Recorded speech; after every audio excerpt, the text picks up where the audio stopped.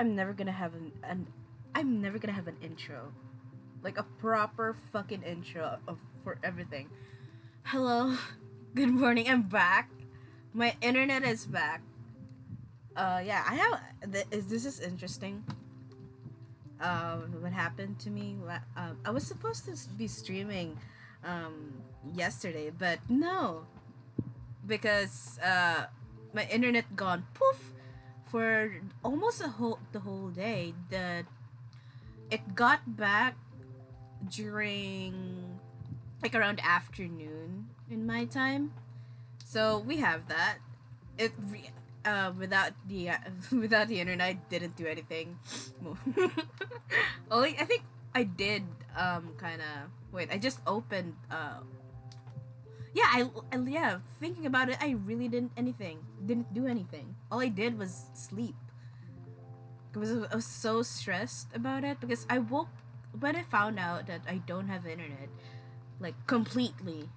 I didn't have I can't even troubleshoot it.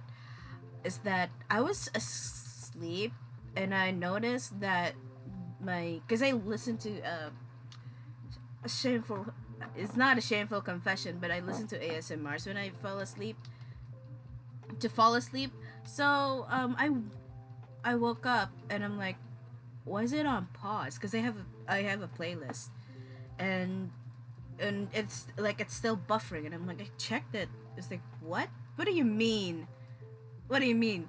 And then I checked my router, and I'm like, it's like, hey, it's green. It's not turning orange. And I checked my laptop because it's my laptop because I put like I know it's very inefficient, but I put on like Spotify on very low volume because I also put like a sleeping playlist. Basically, it's my routine. It's like not only that I listen to ASMR while I fall asleep, I'll also have like a sleeping playlist going on. I don't know what it tells me, but that's how I sleep. Basically, that's my sleeping routine. Even when I take a nap.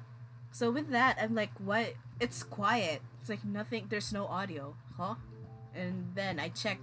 It's like, can it? Let me just reset my router from like multiple times, and then it's like nothing. It's like, oh, what do you mean there's no internet connection, huh?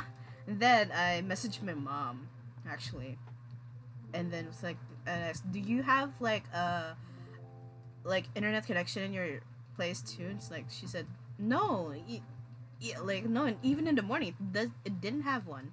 It's like, huh? It's like, but I already had a suspicion as to why there's no internet connection, because it happened multiple times, actually. And whenever it happens, it's hell for me. I get pissed. I mean, who wouldn't? But then like around like 12 noon, she told me, she texted me. It's like, oh, yeah, we probably figured out. Actually was asleep during noon, that because I was waiting for because my signal here in my place, for like data for my SIM card is shit. I have to like wait for a very long time for like anything to load. So I have to like, so I fell asleep, but then I woke up a little because I'm also sleepy because when I found out that I didn't have internet, it's like five or something. Five, yeah, I think 5 in the morning. So I didn't get enough sleep. So with that, I basically felt I was. I think it's also a good thing because, oops, sorry, that I didn't stream because if I did, it'll just I'm fighting for my life to not fall asleep while on stream and drawing this. So I think that's one silver lining, but I was still frustrated that I had to move it multiple times. I have to move stream multiple times, and I'm like, oh gosh, bro, it's not this week is not it for me. So with that, I'm like, oh, God, like, so I'm like, I was hoping that it'll come back in a few hours, but it's not a few hours. It basically at like almost nighttime.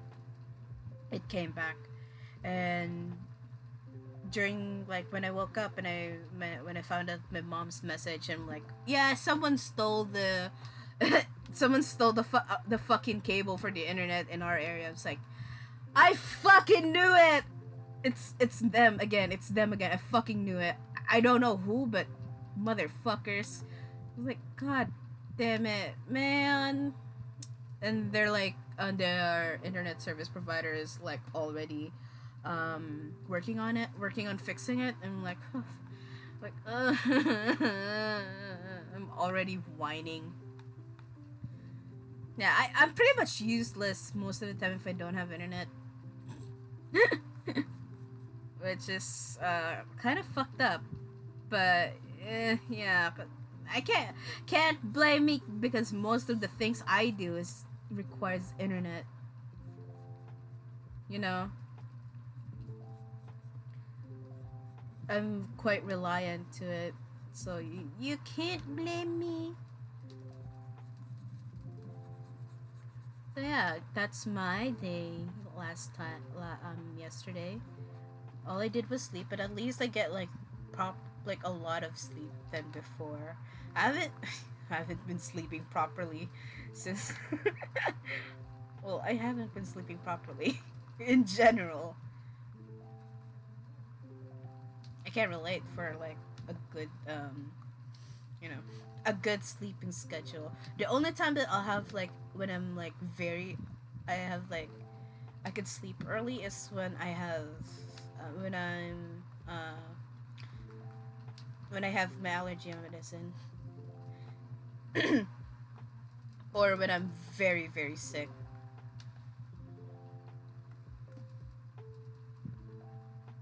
So but normally I just don't. I don't know. My brain is more I like staying up late. Oh, it's fine. It's fun. It's fun, but at the same time when you like really want to go to sleep, it w- you it'll just like be annoying to you that you can't fall asleep like at the specific time given. But then the yeah,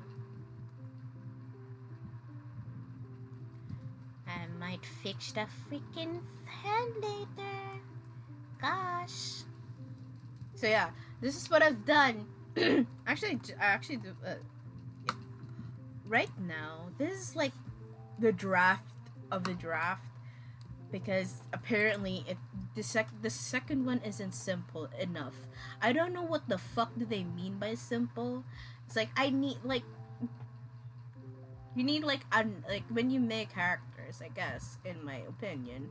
I'm not one to to like give people advice about art and stuff, but I think like in like a common baseline in making characters or making these kinds of things like or OCs, it's like you have some if you need something like an obvious thing to convey what they are, what they do, especially in these types, because you know, what do you think of like metal? It's more like uh metal. What do you think of like metal? It's like like welding and stuff, and most likely like what do you call this? Steampunk ish type of things. And if you're gonna, I don't. That's like this. To be honest, if I'm gonna be honest with you, this thing is simple as it could be. It's not that. Listen, it's not that like I'm like complaining that they gave me critique. In fact, I'm actually happy that they gave me feedback, even though it cost me my mental. It cost me into spiraling, silently spiraling as to like, oh, what if they don't? Are they saying they don't like my idea? Ah, or something like that. I am glad that they gave me that heads up, but at the same time, I just don't get it. But then again, they don't have the same brain as me. They don't. Then again, they don't have the same brain as me. It's like if you're gonna make it like as simple as bland as like, if you're gonna make this simple enough, I don't think you could. I don't think it will be like as remarkable as I want it to be. You know, if you're gonna ask me if I could draw this again, yeah, of course. I'm the one who made it.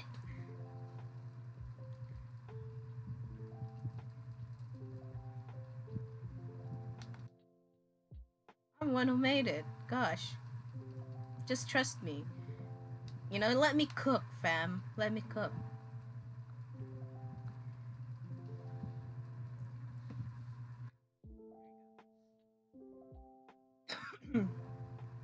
Whoops. Yeah. Also, one thing happened earlier. Actually, um, I was making coffee because I think like for like a little boost because I don't think I could finish this in one stream. I'll probably just do him. What? Not that way. Not in that way. I like finish these the main our finish our metal boil, and then do the background off stream like fully like you know finish the background off stream so that I could start with the other ones because I was, as you can see in my schedule that I posted, I was supposed to be like episode 7 right now, but with what happened yesterday, we're stuck here. We're stuck here, and yeah, I think we're probably gonna stream thrice tomorrow. It's thrice tomorrow. No, no, no, no, no, no, no. I mean thrice next week. Yeah, I think I'll stream 3 stuff. Basically, just finishing all of these. Basically, just finishing all of this.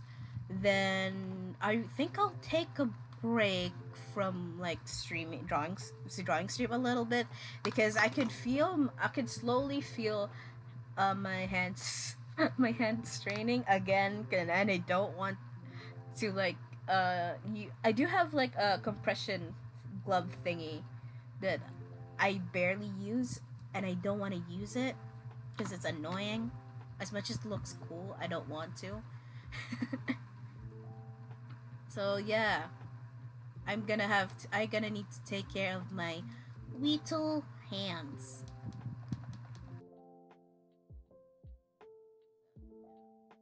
So I think we're just going to do like more gaming streams, and I'm actually pretty excited for tomorrow because we're gonna play something.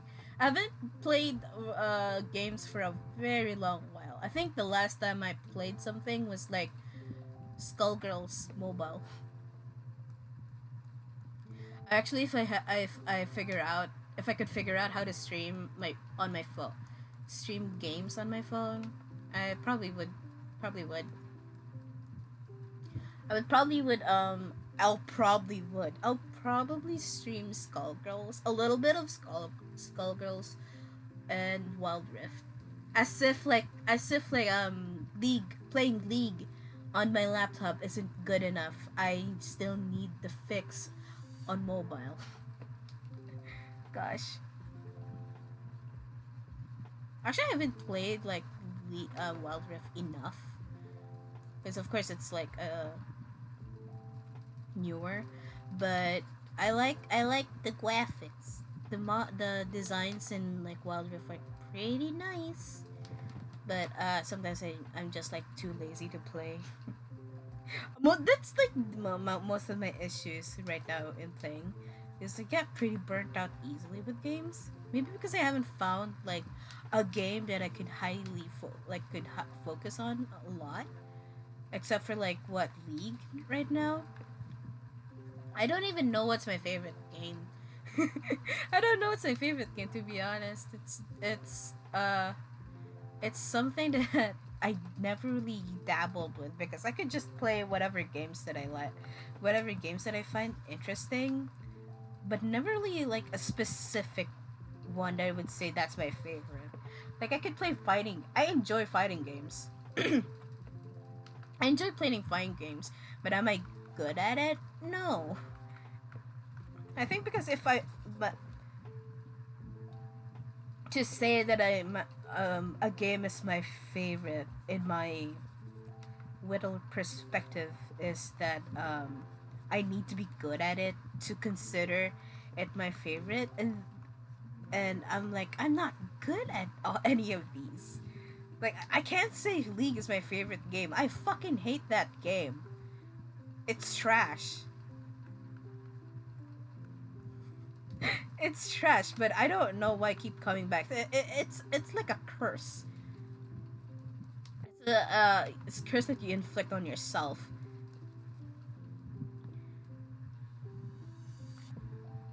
And I can't say it's my favorite. Like, yeah, it's the game that I invest on a lot because of like skins and stuff. But do I consider it as like my favorite game? No. But I think like most of the games that I would like are oh wait, I think I did have a favorite game that I keep playing when I had a PSP back then that me and my brother share. I think my favorite game to, if I could say it is my favorite game, is Sims 2 Castaways. Yeah, if you know, you know. It's a very fun game, and I like playing Sims. I'll actually have Sims 4 here, but I haven't like fully downloaded. I haven't opened it. I just installed it when I saw it was free. I'm like, whoo, Pog! It's free real. It's free real estate. God, I can't do that. It's free real estate. You know, type of shit. And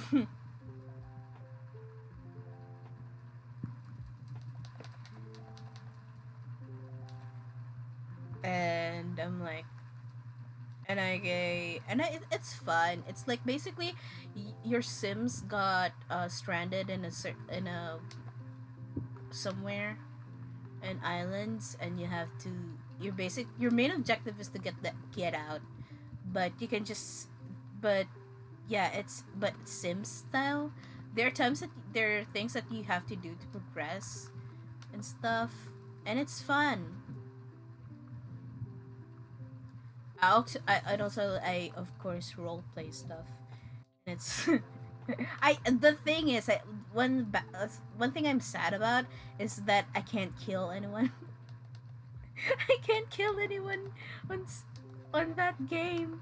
Like I've seen like people in other Sims game killing their own Sims, like trapping them in pools without ladders and stuff, or setting them on fire and not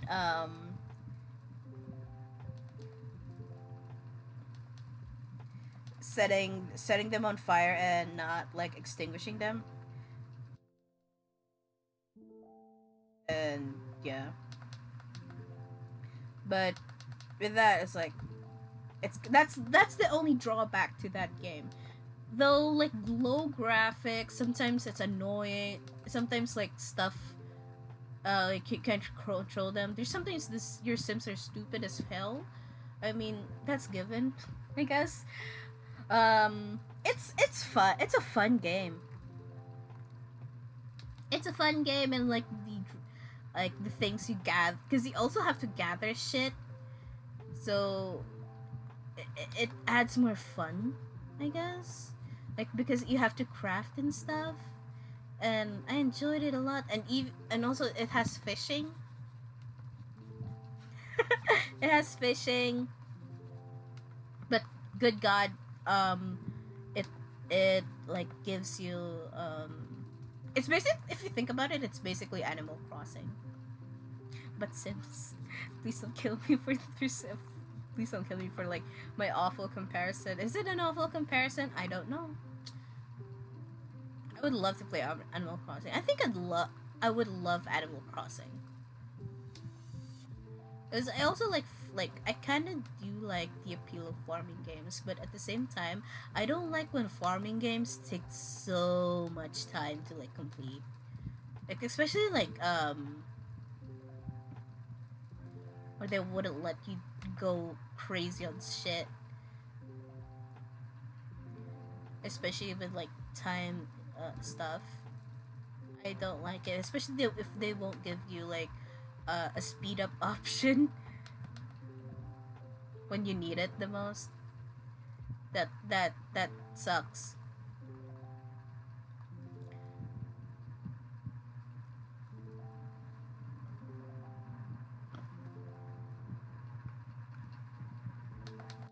That sucks.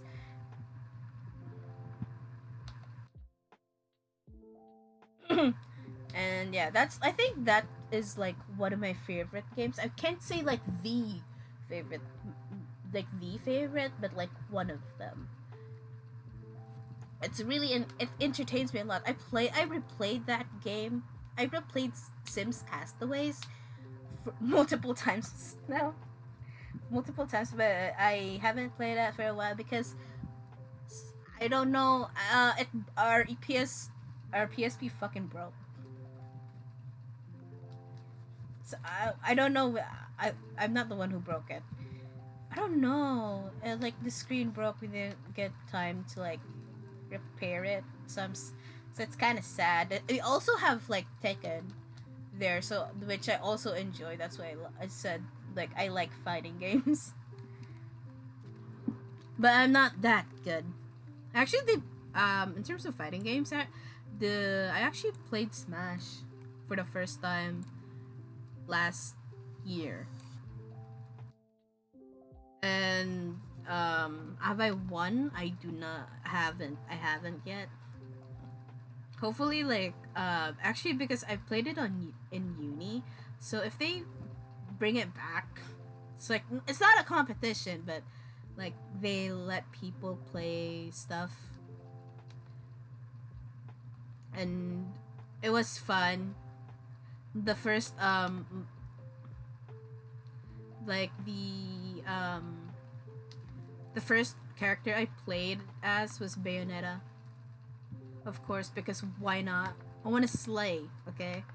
I also would love to play Bayonetta. I just watch gameplays, but I would love to play a Bayonetta game. And she's pretty. And come on, slay. Jesus Christ, what did I do to the chin? Ugh! No! God fucking damn it. So we're stuck here again. Nothing new. Nothing new. But yeah, that's like one of my that's Smash for me, and and yeah, I had fun. It's still like I'm still confused at the controls. That's like one thing.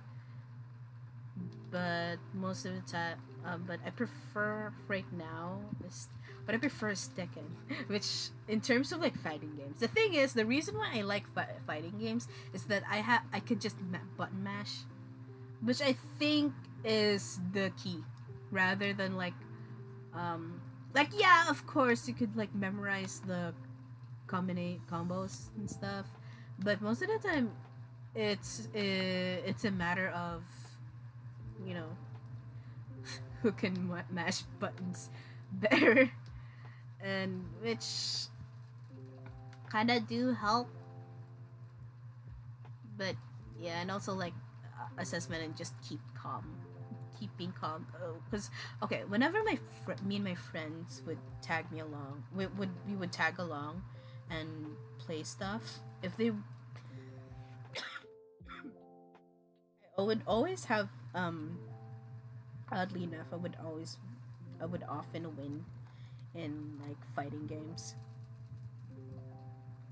Maybe it's my forte. I don't know. I suck at it. I know I still suck at it.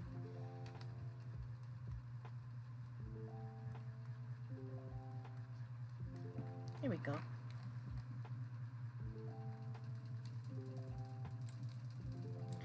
God, why is this? Why is this face so snatched? Hold on. I mean, there's nothing not wrong with it, but you know. So yeah, we have that.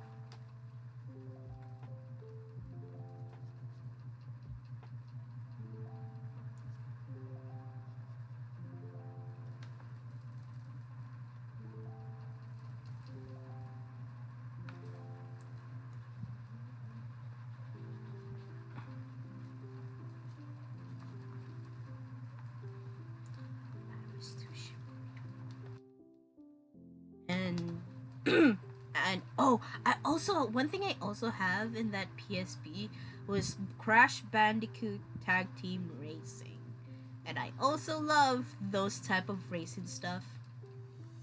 I even back then when I had a Game Boy like Advance SD, you know those little Game Boys that they're like square that that that you can flip, that looks like this. Uh,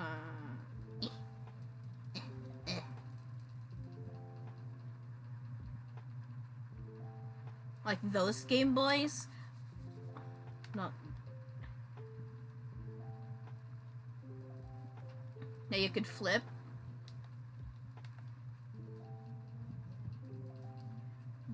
The square ones. I have those. And my favorite one is I play a lot. I guess you can say I play a lot of it, but I have this Shrek racing game, and it is fun. It's like an overhead version of Mario Kart.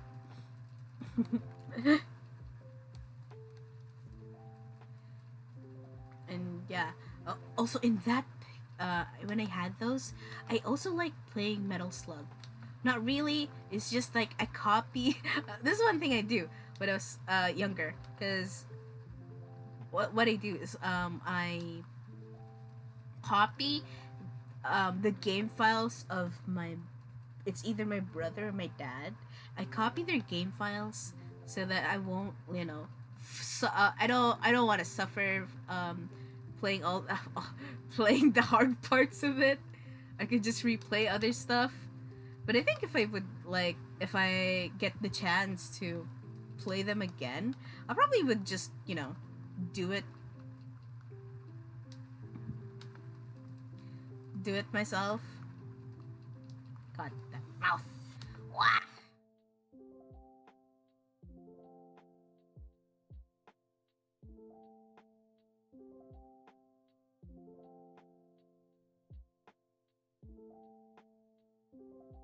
So yeah, I would do it myself. As also, and this is I think what like the family favorite game we have on Game Boy was the Shaman King one. I forgot the exact the exact title of the game, but I know it's like Shaman King, and that's the. I haven't watched the anime, but but me and my uh brother, my father, my dad, and my brother likes to play them. Loves to play that game. Oh, it's fun. It, it's a fun game. I highly recommend. Well, here we go. Why is his arm so big? I made it the big again. Now it's lanky. Ah. Here we go. There we go. Proportions kind of fucked. Anyways.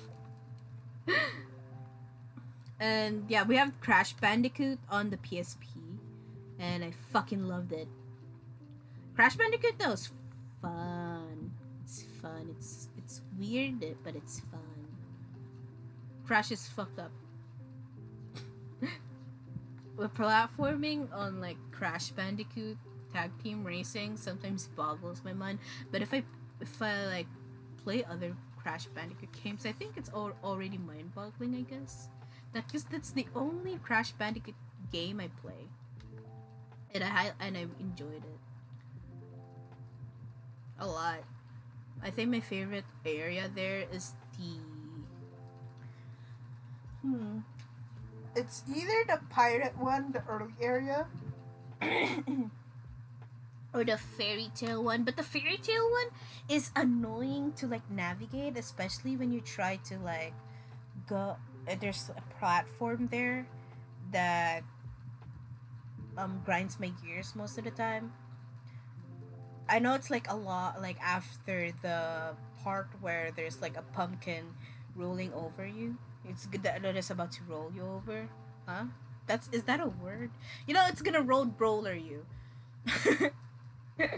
if you're slow enough to like do something with that. So I hated that. And there's also a part that you have to cross afterwards to like an ice place. It wasn't an ice place, or I no, it's like the side of the villains in the fairy tale area. And I also don't like also like the yeah, I actually like the space one. Like it's kind of scary. Some parts of it is kind of scary to like navigate because it's like it's not enough, like there's not much of a platform to like, you know, you have to be kind of smart about it. But I actually like going there and stuff. The map the racing map on it is also entertaining. What I think one one map like racing wise I like is the pirate one, and of course the space one. I forgot the characters though. I remember I like the girls. Of course I do.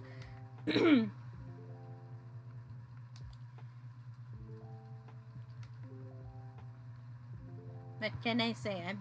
I like the girly pops. Here we go.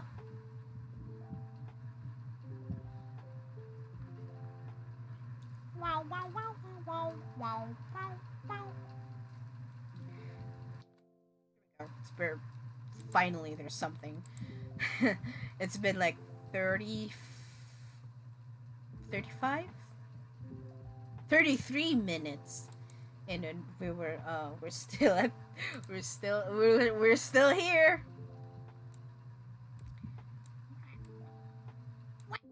Finally we can outline you.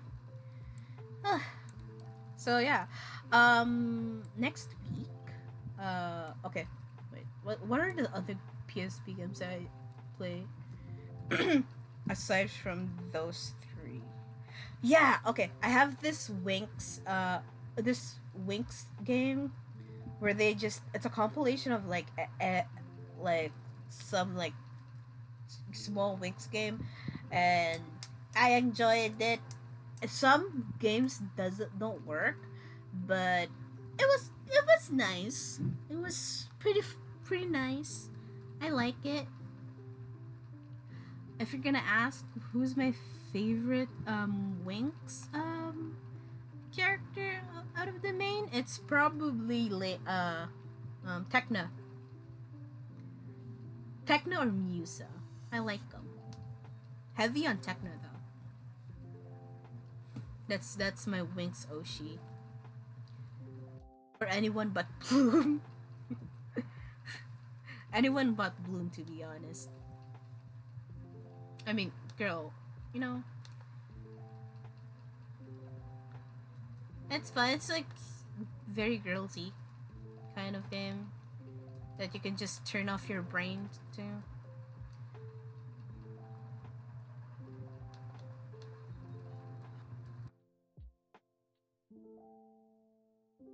Yeah, those are the PSP games I play. In terms of like PC, I think I could like remember me and my brother play a lot together back then, I guess. Though most of the time it makes me wanna just ended up fighting. Like, you know, normal sibling things. I remember me and him would play Guilty Gear X10. X, yeah, Guilty Gear.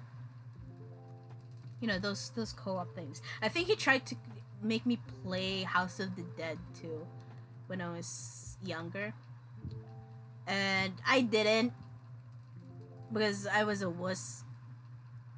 And also also playing House like watching him play House of the Dead, it gave me nightmares.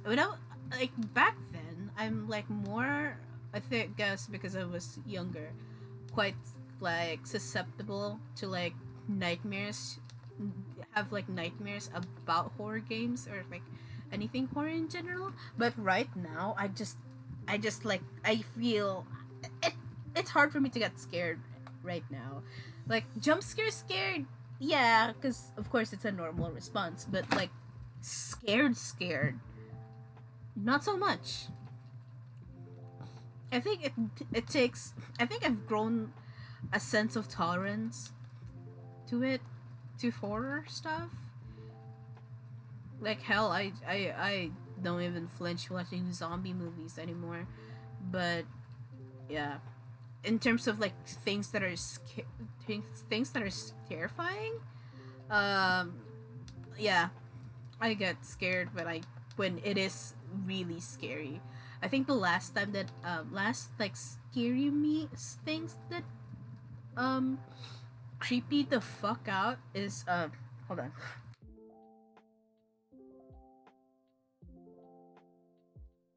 Scary game that scared me. It's not game. I mean, I haven't played a scary game. I think the last scary game, if you could even consider it scary, was this flash game called Victor's Nightmare. But the last like last piece of media that scared me was that that like it's not an online series, but I was watching a Goose Boost video about like analysis on it. It's these are, and also it got into my recommended, but I never really clicked on it because I was on my phone and was already sleepy. I never clicked on it because it was like, I'll just watch it later, tomorrow or something. But it's I forgot Lazy's dress up flash game, and yeah, I watched like Gooseboost's video on it, and like analysis, and I was like drawing something, and I was creeped the fuck out, dude. I don't know, it's creepy, like the way it was presented in like in a very eerie like Y2K ish type of flash game. I guess it's the appeal, and it's pretty. It's not pretty, but pretty creepy, in a sense. And also, I think also bars some Mandela catalog-ish kind of type of thing, like imagery, I guess. And one thing that also, that's the last time I got scared of something. And also it also, of course, like Mandela catalog is pretty up there too. You know what? I I watched the whole Mandela catalog thing, of course, with other people. Um, and afterwards, I think it's a lingering thing now that whenever it's nighttime and I go out of my room and like the lights are off, only like the salt lamp in my living room is the one on, or like when I look back right now to where I look back at my desk and like look at the window and it's nighttime, and because I don't have like my window is I can't see shit on my window because because the view in my window is blocked by a neighbor's wall. So the only time that like the sun, basically when I look back and it's just dark because there's no like anything that I could like stare at, only at a wall, which is kind of sad. Uh, so when it's nighttime, it's black, right? So with me, after watching Mandela Catalog and and its whole thing, it really fucked with me, because whenever like there's no lights out in the living room, or there's like when it's dark outside and I look behind my window, I get my brain starts to play tricks on me. I think that's also what happened. Like I think I talked about this when I got into about my trip, my nightly trip, where I talked about like the you can't see the ocean, the sea. You can't see the beach, and where I got you can't see the beach from in the place I've traveled to, because it's so dark, because it's night. We got there at nighttime, and and I said my brain would think that like there's a fucking like eldritch sea creature that would fucking that would appear and it will eat us alive, and all those kind of shit. And yeah, I think I could blame Mandela Catalog to it, because and especially okay, especially if it's like in the living. Okay, we're gonna talk about the things in my living room, the things outside my room, out, outside my room. So we have the living room, and uh, then like my if I go to like the bathroom and there's no lights, or the kitchen corridor and there's like no lights at all and it's nighttime, and the door of the bathroom, okay, for example, this is the bathroom door. Okay, this is the bathroom, I guess, and the door is like fuck. Okay. Uh, uh, that's, for example, bathroom, bathroom, and then and then the door is like slightly fuck. How do you open doors again? And the door is like slightly open, and then it has no like there's no light inside, and there's no light inside, and there's also no light outside, but you can have like ambient like environmental lighting from like, for example, there's the light in this part and it's just glowing there, like radiating. The light is just radiating there, so you can see it a little bit. You can see like the door and stuff, but you can't see anything here. And with, if you've seen Mandela Catalog, you know what I'm talking about like the gaps in the door and stuff.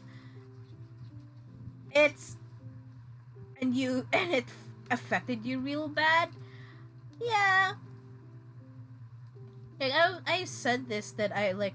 Oh yeah, it's like I should be, I should be careful looking at the like gaps in the door now. I was like, because god damn it, those scenes in Mandela Catalog really was really affected me bad, and it still do, which is I'm very surprised. It's really that thing was that thing was good, was pretty well made. Like I get was pretty really good. I also love like whatever Angel Gabriel, not love, like I fucking hate hearing it because it's so creepy. But Angel Gabriel, especially the first like episode, I guess you can say episode, yeah, first part of it, especially like with the thing of there's that cartoon like Bible and cartoon Bible thingy with Angel Gabriel, Mary, Mother Mary, and Joseph and stuff. That thing was like when you looked at it, I was like, yeah, it's gonna it'll fuck it. This thing will fuck. It's gonna slap, you know, from the get go, and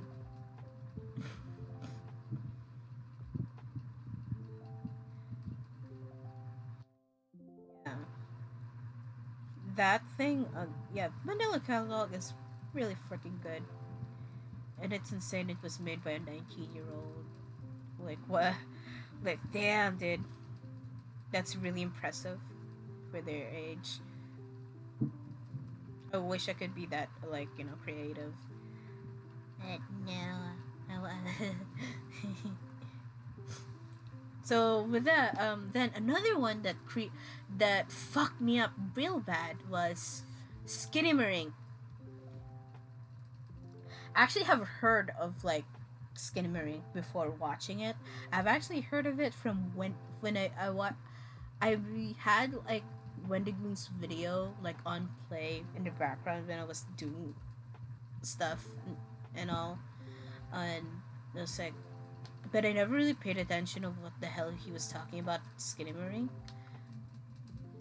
And I think I also watched Mr. Gigi's video on it, but never really like set into me on what the hell was that.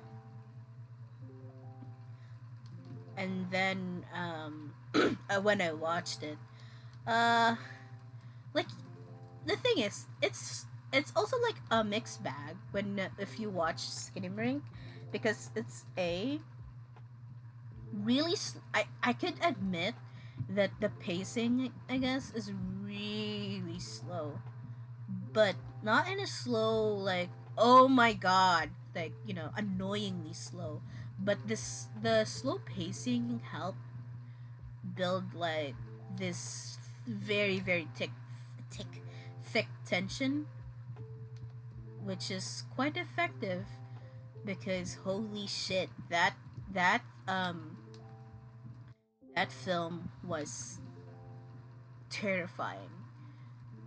And like looking at it, it's like looking back, the after I watch it, it took me, I need to like take a breather afterwards. So like I need to find, I was like, I don't know what I did, because I was listening to like happy upbeat like music afterwards, because ugh, you know, that kind of shit. And also it made, I think it amplified like uh my own, I'm like, hey, I'm already afraid of like dark and shit because of Mandela Catalog. And also watching Skinamarink also made it worse. I'm not that scared, but if you put me in a dark room with like no like little light, uh it's not a good thing for me because my brain will play tricks on me, and if I if I don't get like soft light or ambient lighting, it's a bad. I'm gonna have a bad time. So with Skidmarink, it's something else, I guess.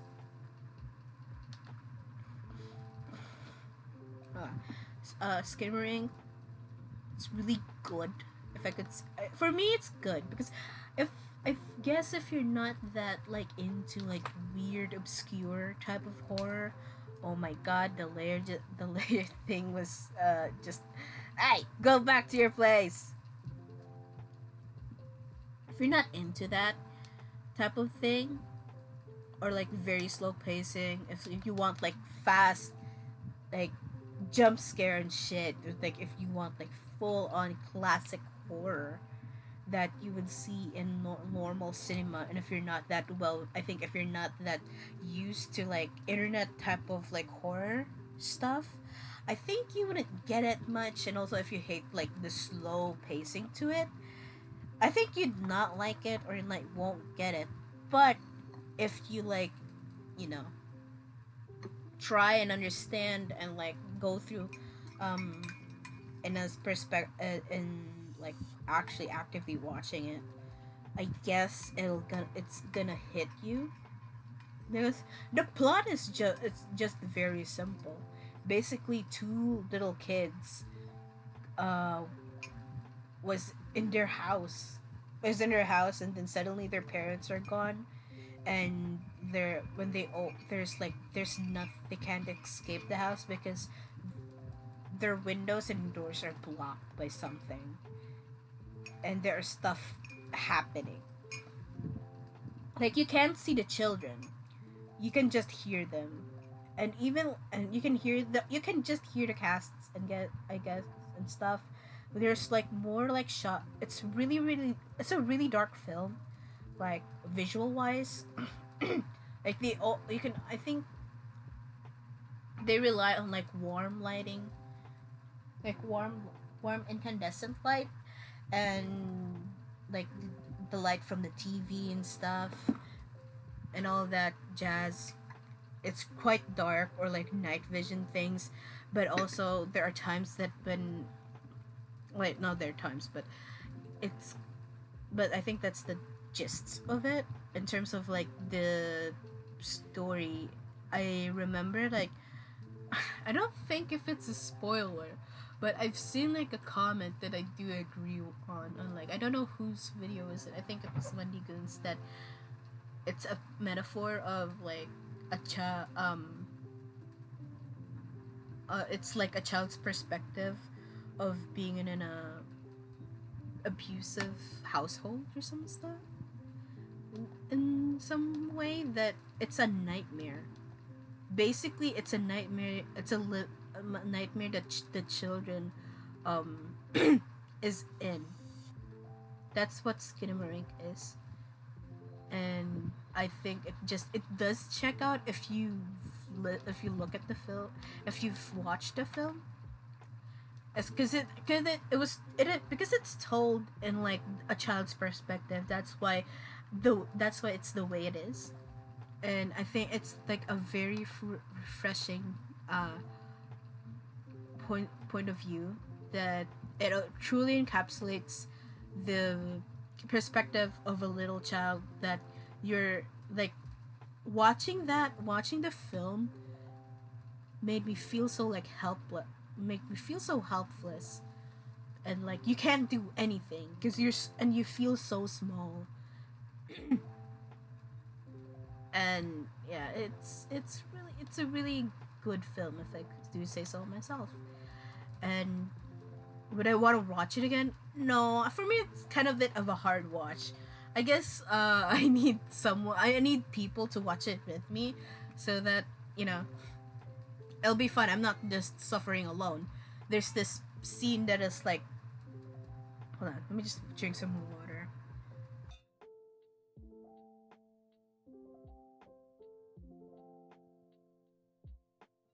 there's this scene like where one of the children was upstairs, I guess, and spoiler alert, and they were being called by their quote unquote mom, and the tension there was very very fucking thick, and the pacing is so agonizingly slow that just you just anticipate the it builds anticipation of like what the fuck is gonna happen. If you like, if it's just gonna happen, just do it already. I that it infuriates you, in which for me it was just like I enjoyed it. But yeah, it's a film. It's a film. And also it's really sad thinking that whatever happened to those children, or who caused to who did that to the children, because they're children, and it's sad that they had to go through that. Like, what the fuck did they have to do with with you, man? They're innocent children, man. I don't think it's a man either, if it's human. But yeah, that's Skinnamarink. It scared the fuck out of me, and still do. It's a very terrifying film, in my opinion. But I think it's also a mixed bag. If you could find it terrifying, or you find it boring with how slow it is. Another film that terrified me, it was Lake Mungo. It's like a mock-up documentary about like a girl found in Lake Mungo, and basically her family is being interviewed in the documentary of how they deal with the loss and stuff. So we have that, and apparently there are like apparitions of her in their house. And you may yeah, there's the reason I found it was like a Ryan Hollinger video about it, and it's a really good watch, and I would recommend Lake Mungo. Like, yeah, it's not like, at first it's not that scary, but there is a specific scene that basically just turns it like 360 of what you thought, because they will like, these are like twist within twist within twists. And not only that the like Lake Mungo is terrifying, and also the ending is so sad. The ending is sad, which, like, it's pretty nice.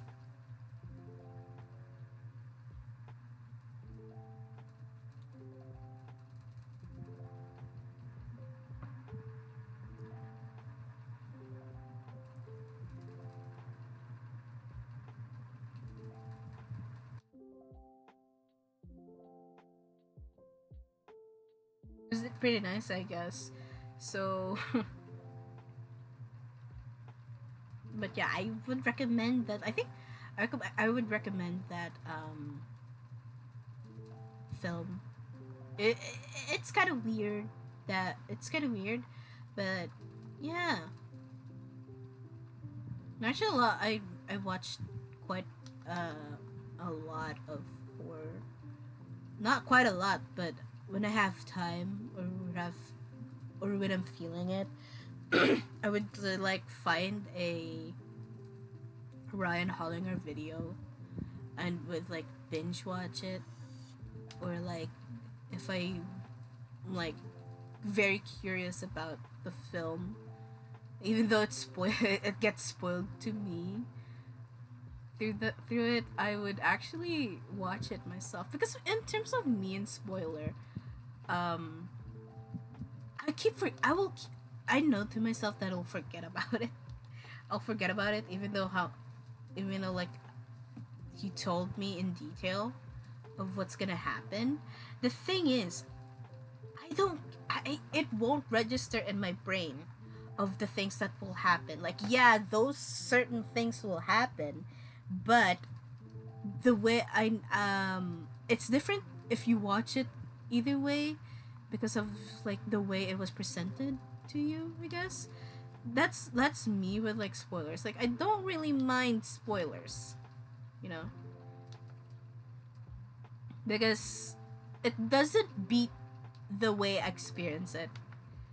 You know, no matter how much you spoil me about something, it does not ruin my experience much, because at the end of the day, even though how much you explain or tell it to me, I'll probably have a different experience that you think that I'll have. Like, yeah, even though if you say this X character will die in that series that I'll be watching, I'll never know how I'll feel until I've reached to that part where they die. Except for like some that are like really, really spoiled a lot. That was spoiled a lot, but you know, but experiencing it, like, yeah, it does hurt. You know, for example, crying over Going Merry. Like, who would have thunk I'm gonna fucking cry over a ship, you know? Only Goda. Goat. The goat! God, I need to catch up. I need to catch up to One Piece before Gear 5. It's not like I'm very, very far behind. I'm quite, like, there. I could reach, like, 1062 or 10... Was it 1062? Yeah, 1062. I could reach it. But the thing is, I still haven't even reached 1,000. This 1,000 episode. But I'm getting there. I'm in Onigashima. I'm already in Onigashima. I'm gonna be fine.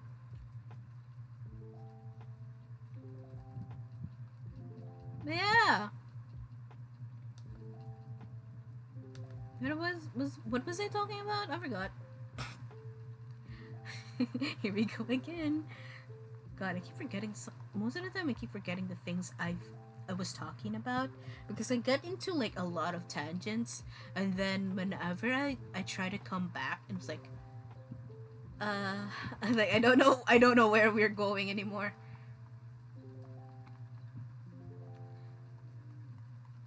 It, like, now that I thought of it, it must be fucking fun, quote unquote fun for me to talk if you're gonna talk to me. Which, no, not really, because I do still get distracted. I get distracted a lot, which, yeah, it's annoying. But there are times that I do focus, have focus. It's just that I need to shut the fuck up if I do, or else I'll just, ramble on and ramble. But I think that's the gist. But yeah, those are the things that terrifies me. Like Mungo, it's really good. Y'all should watch it. It's pretty good. The twist and the reveals during in that movie was and like the thought of like one of the reveals was a very haunting one, because if you put your shoes in the situation of that person, what would you feel? What would you do? Right now I'm getting goosebumps thinking about it, because holy shit, dude. It's a pretty good film. I think it's a classic. I also want to watch Poughkeepsie Tapes, but I think it's so creepy. I don't know, that shit was so creepy when I watched like the Ryan Hollinger video about it. it was like so creepy. Like yikes.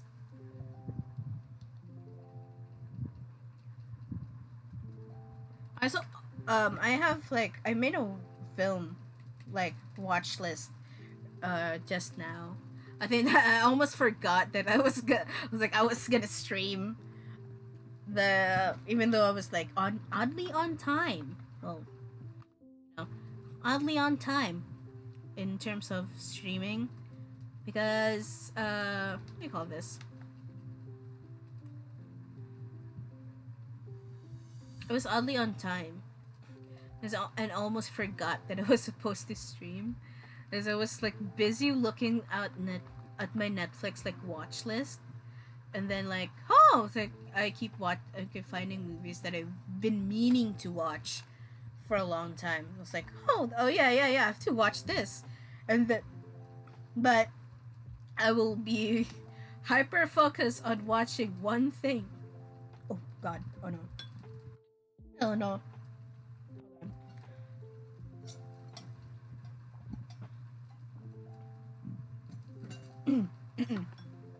Excuse me. Watching one thing.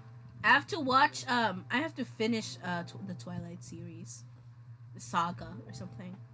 I'm gonna be I have to watch Breaking Dawn Part 1 and Part 2 cuz that's the only Twilight thing I haven't gone into yet. If you're gonna ask if I'm Team Edward or Team Jacob, I'm Team none between them. I don't want either. I don't like either of them. Nor I like Bella. I like Alice though. I like Alice. She's nice. I like her. I want to be her.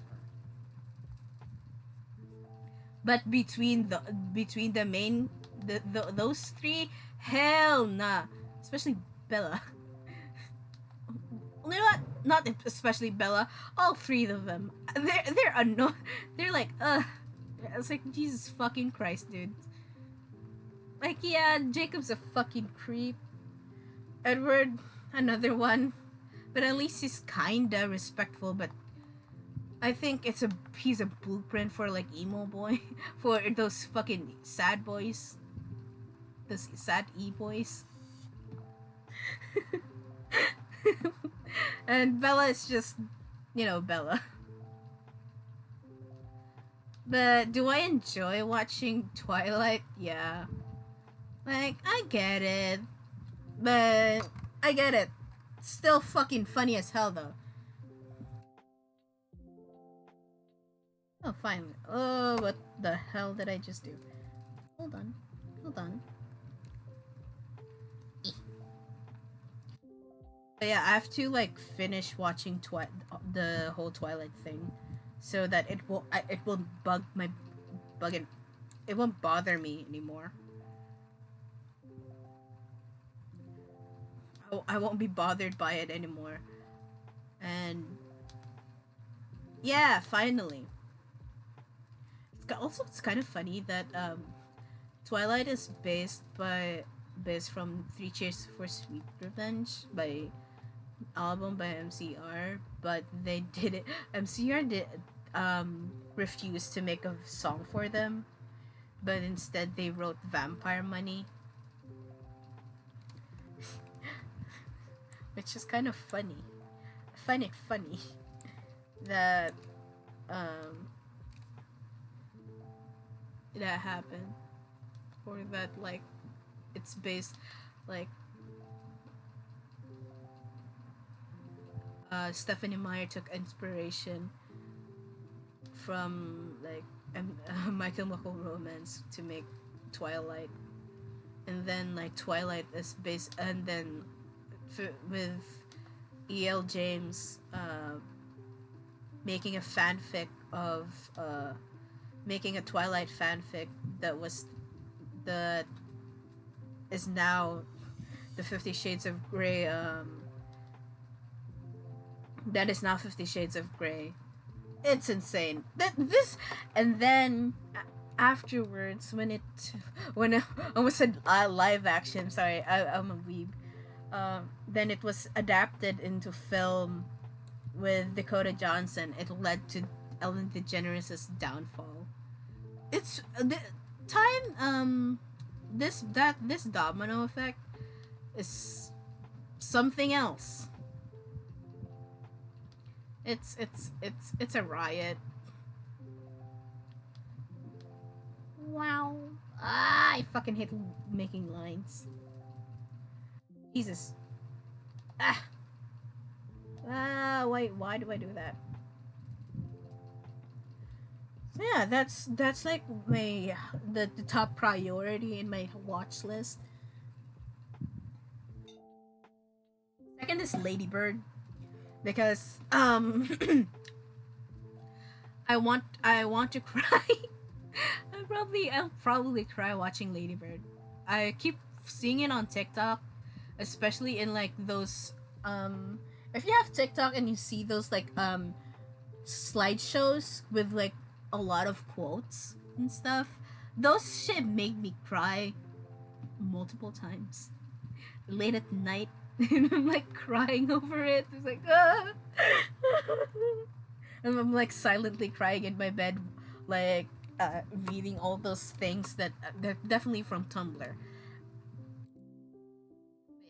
Yeah, those things are fun to watch. That's fun to read, and to like cry about it. Okay, here we go.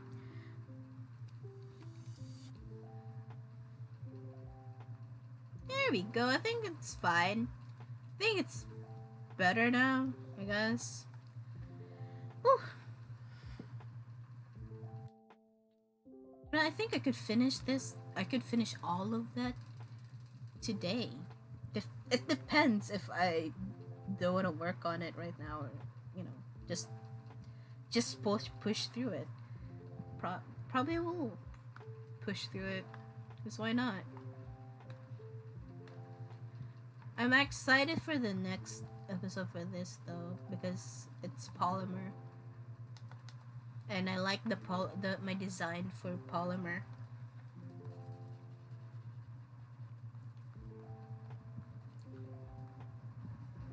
I'm actually like quite.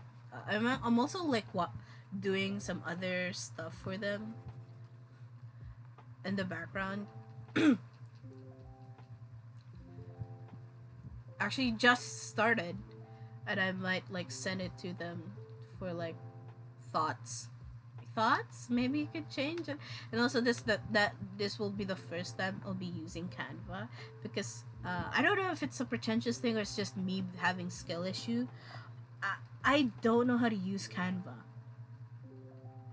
because I think I use Photoshop a lot, which use Photoshop a lot, that when you put me in like, you know, if you put me in Canva, I'm basically useless. Also, I don't like Canva for like various reasons. For I have to like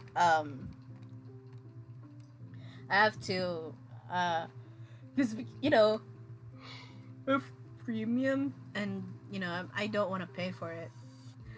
And if you ask I, in terms of Photoshop, you know, I have my ways. Totally did not ask my friend for a copy, and just put it on my laptop. I mean, you know, why would you give Adobe your money?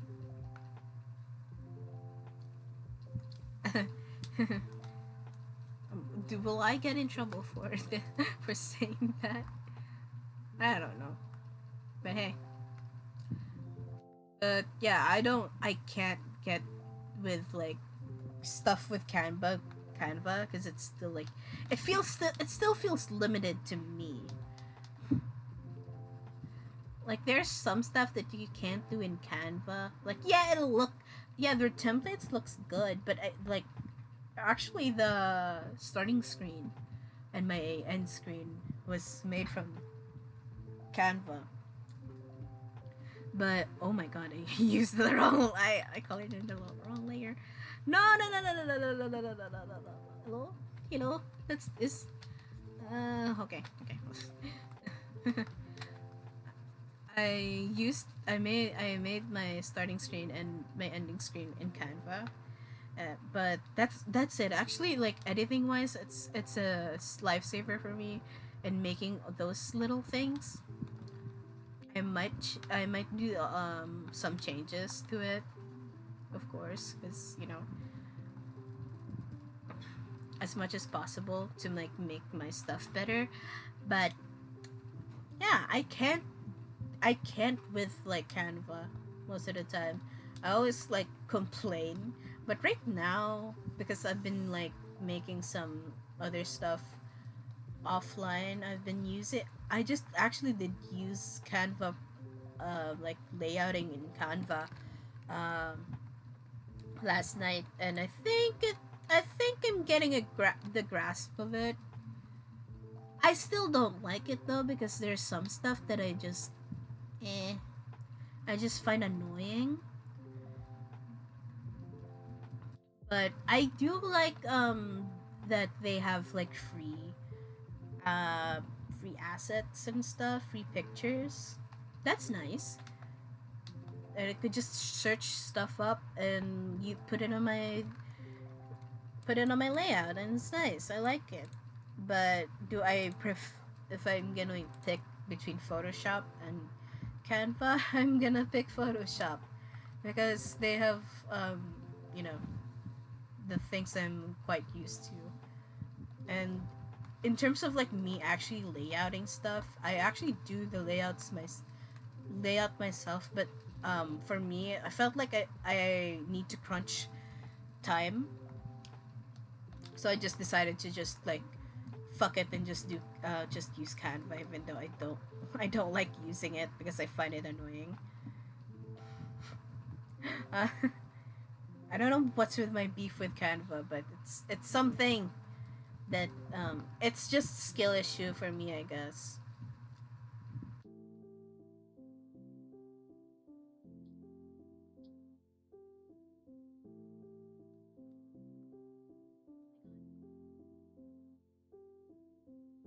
There we go. Wait. Yeah, we're gonna not give him the B glove. We're gonna give him two fingerless gloves because why not?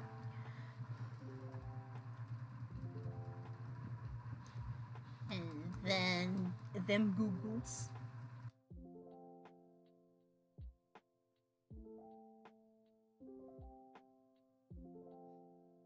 God.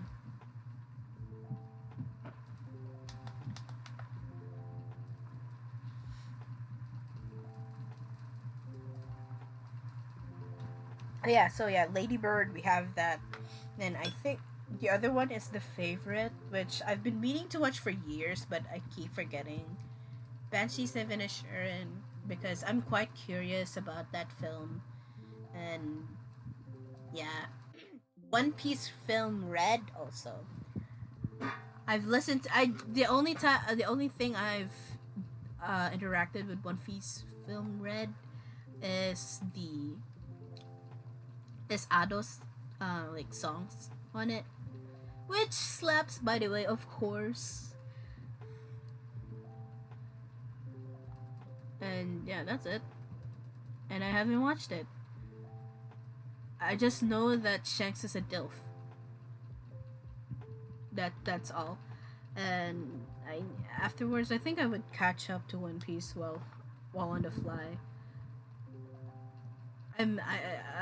I'm like quite envious of people who's caught up with the anime or caught up even in the manga too. It's like, man, man, why am I so slow?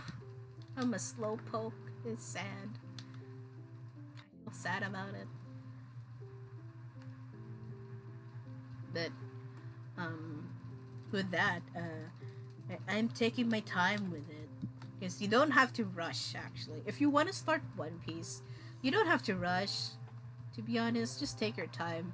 And if people will say that, oh, it gets good at uh, this much episode that is like 500 or like it's goated in like Marineford, which I've seen in a TikTok that someone said in a comment that One Piece gets is goated at Marineford, but I refuse to agree because even like at early, I guess, early arcs, it already is, you know, it already is good. It just gets better, you know, it gets better and better. Like it deserves its like 1,000 episodes in my opinion. And if people get the thing is, people get intimidated by the length of it because they would automatically assume that, oh, I have to like catch up to it as much as possible, as fast as possible. But to be honest, you don't have to. Like if you can just like do one episode per day and stuff. Unlike me, because I started watching One Piece during quarantine, so all I did during quarantine was actually just binge watch One Piece. But also, and also you can skip some arcs, especially the filler arcs. I actually did skip one because like there's some filler arcs like G5, the G5 base after Skypiea, that is like as a very good filler arc. But there are some filler arc that I find annoying. I don't know. It's just like I just didn't like it. That I just skipped it, and I because I don't want to deal with it. And I'm someone who does watch like filler arcs, and you know just have to get. And there are times that I do enjoy filler arcs. For example, in Bleach, like as someone who does watch Bleach and who loves it, I don't mind the filler arcs there, okay? Except for like, you know, the Bound arc. We don't talk about the Bound arc. If you are in the Bound arc and watching Bleach, skip it. We don't like it. No one likes it. I think in terms of Bleach, the Amagai arc, it's okay. It's kind of mid. I don't like Amagai. I don't know. I don't know. They're kind of interesting, I guess, but the one with the Zanpakuto materialization arc with Muramasa, it's good. I love it. It was fun. Also, pretty. But in terms of One Piece, the only arc that I skipped, this filler arc I skipped, was a piece in the dragon. I don't know, I just don't like a piece. I don't like the girl. I don't like the little girl. Like, yeah, I understand it's a kid, but I can't tolerate her. I can't tolerate her enough for me to like watch the filler arc. So I just skipped it. It does. I don't care. Fuck it. I don't like you. But yeah, I think there's also a website that could help you if you know, that could help you navigate which are to like quickly watch not quickly, but watch One Piece in a faster pace, because there's some like that admittedly, and the anime's pacing is shit, but I think like because it's also like maybe they're trying to lengthen like the gap between like anime and manga, which I understand. But yeah, some of the pacing is really egregiously slow, especially in Dressrosa. But yeah, it's quite fun. But yeah, if you get like friends who keep talking about One Piece, and you know you want them to shut the fuck up by watching it too, just take your time. And also if no one is egging you because they're One Piece fan, just watch it. You don't want to miss out with peak fiction. Here I go again. When you watch One Piece, it's good. It's freaking good. It's well loved for a reason, you know,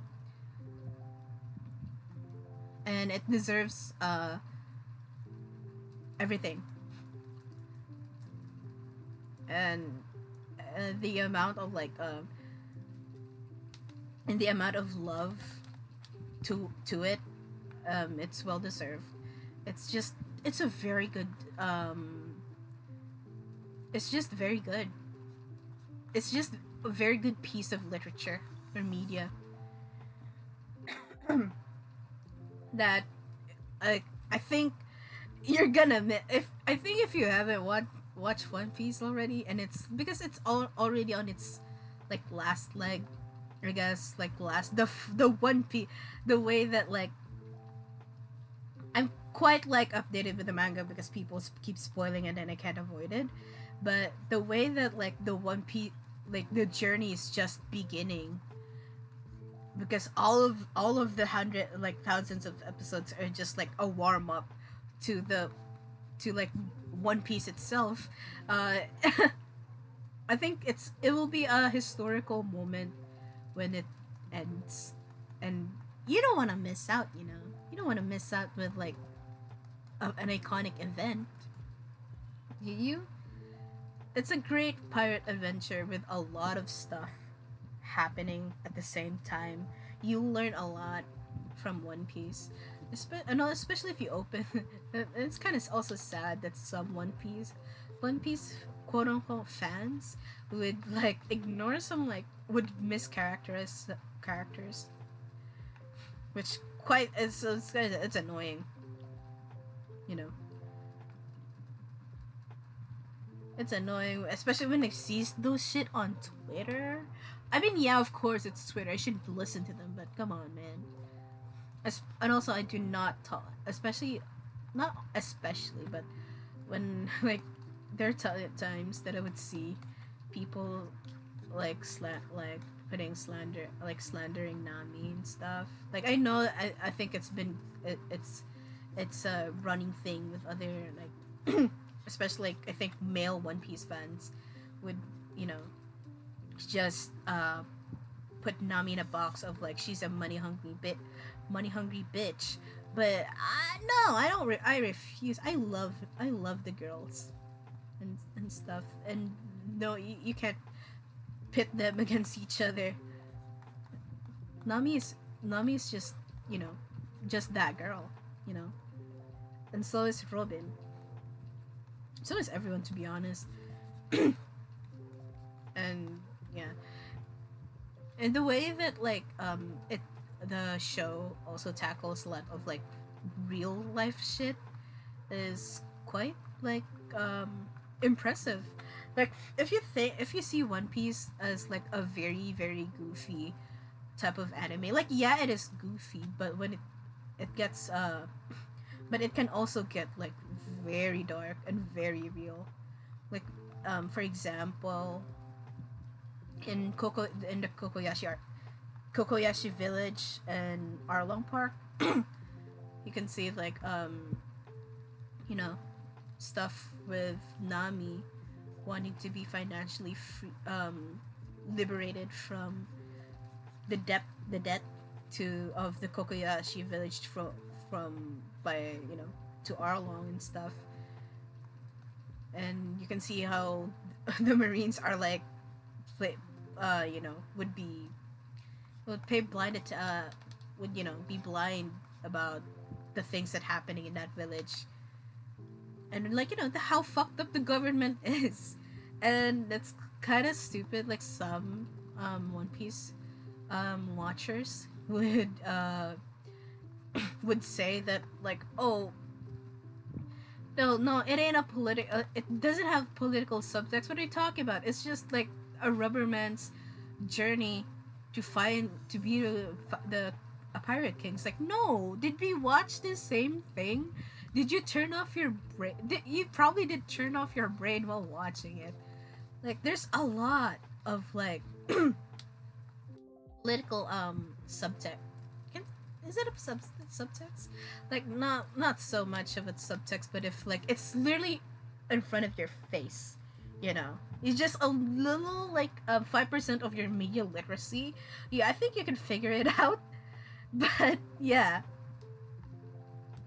like for example, I know I'm gonna spoil, but you know, I want to give examples. But for example, in the Drum Kingdom, with like what happens if the government would um, not give you health care, you're gonna everyone's getting compromised with like WAPO, like not giving them healthcare and stuff. With also in like Dressrosa, with the propaganda with like you know,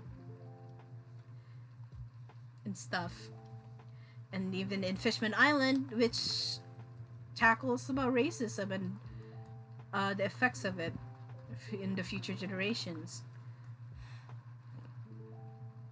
And with like Wano, with the environmental effects of militarization and stuff, even like uh, in even child like fucked up experimentations too. One Piece has some dark shit. You know, like okay, spoiler in Whole Cake Island. It took me a while to realize, especially Big Mom. Okay, one character that I'm kind of afraid of was Big Mom, because it's her backstory fucking terrified me, and it took me like I'm already in Wano and it took me stuff.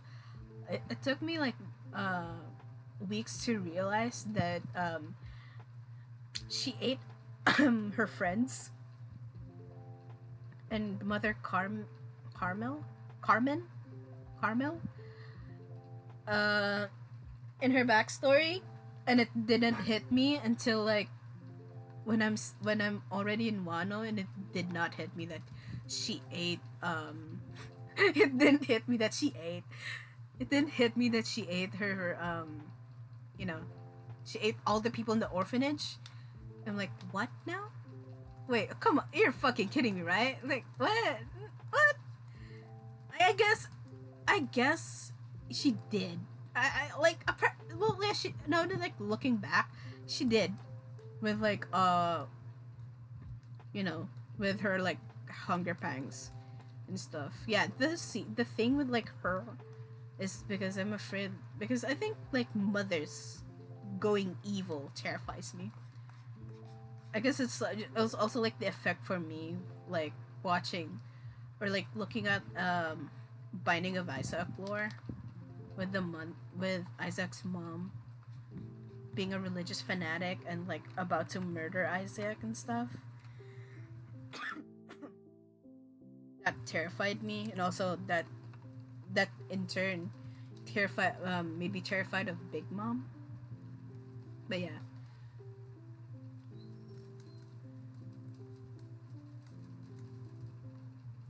There we go.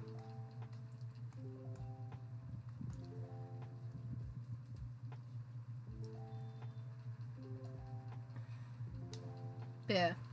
One Piece is, and also, you know, it's just peak fiction.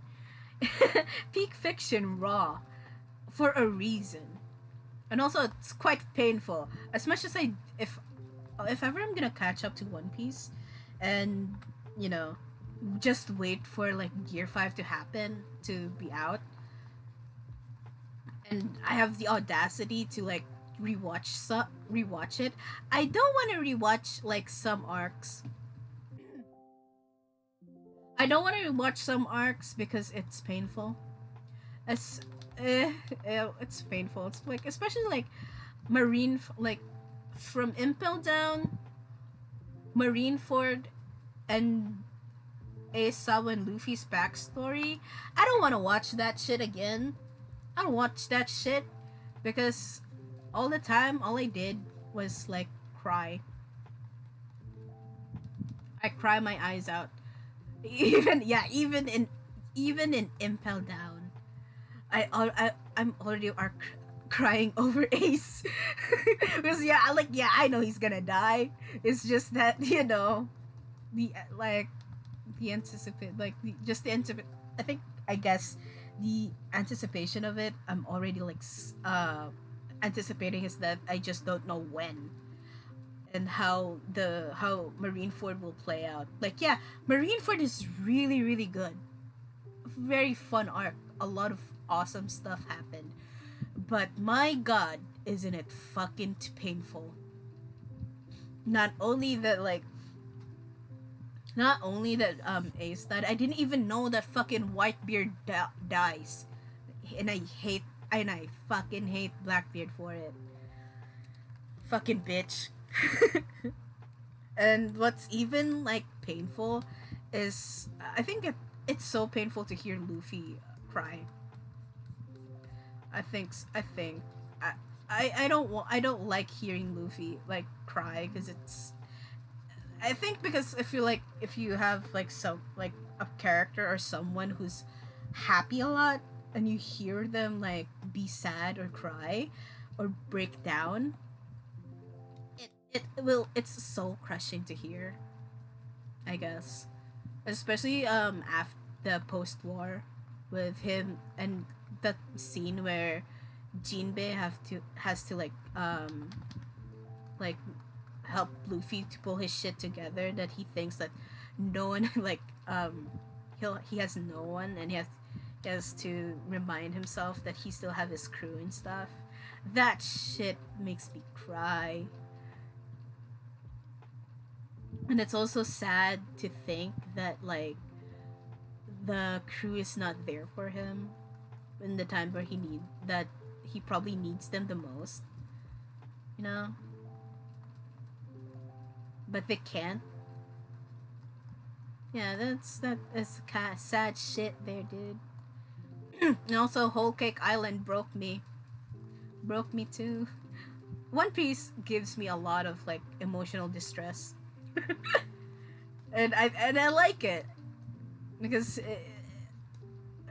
Oda's effective in hurting me as much as other authors hurt me. He's one of them. He's one of the good ones that could just just hits me with that shit. I think there's no well, not like pre-time skip. There's no in pre-time skip there are times that I do cry, especially in NES Water 7 NES lobby, of course, with one of the greatest arcs. Especially NES lobby was fun. And if you know, you know. But with that, and Water 7 also, it hurts. Everything hurts in this fucking in that fucking show. But yeah, it's a very compelling story, and there's a reason people will not shut the fuck up about it, and you should give it a try. Is it I know I am being annoying about it, but there's a reason why I won't shut the fuck up about that show, because it's just that good. I just can't shut up about this piece of media that opens my eyes into a lot of stuff. Not opens my eyes because but the way that the story unfolds and the way that you can get invested with the characters, it's beautiful. It's a beautiful story, and I don't want to it'll be a shame if you if you say pass. And it just if you could be a part of history if you if you caught up to it. I think just take your time, because I don't think that'll there are a lot of we have a lot of the journey is still long. No, even though it's gonna end it's gonna end, but we're still getting there. The first phase is done. the actual journey is still, you know, on the run. I don't know what the fuck was I taught was what the fuck was I cooking with that shit. But yeah, I'm gonna watch One Piece Red. But my friend said it's more like a musical. It, I mean it's kind of understandable that it's a musical because, you know, because Uta is like a singer or something, or a pop star. And I'm curious about, yeah, you know, their relationship with Shanks. Can't believe he's a DILF now. Gosh. Damn. Damn.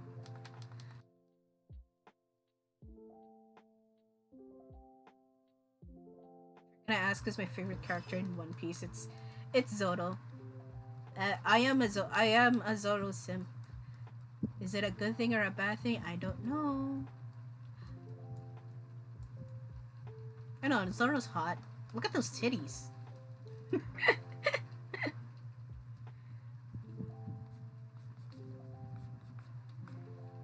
How can you say no to those? Also, I don't know. He's cute. For me, he's cute in my eyes.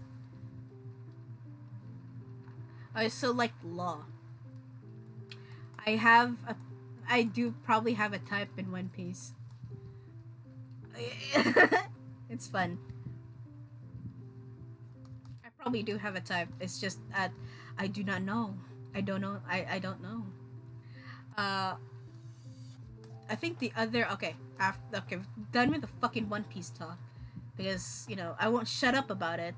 But about that, then the next is I don't know, was it Creep or yeah? So I already said like Breaking Dawn, um,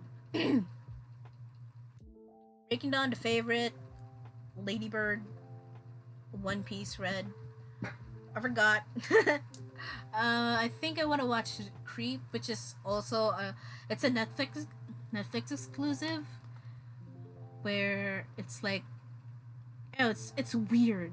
It's a weird film, but it's creepy. That's why it's called Creep, dumbasses. But yeah, it's apparently, I can't say if it's apparently good, but it's, I'm curious about it. You know, most of my horror recommendation is from Ryan Hollinger. It's fun. I kind of do miss watching him because his I just like his commentary on videos, just to play on in the background when I'm doing something,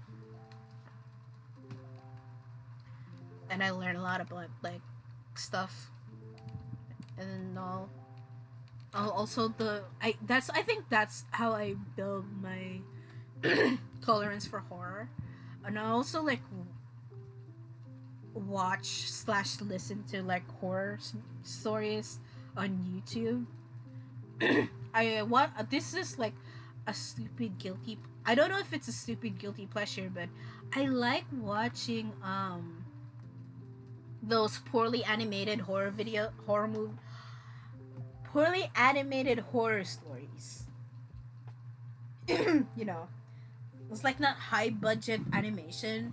I like, you could see that those are like stock stock like figures from whatever editing thing they are, or like they try to replicate a certain like western cartoon style.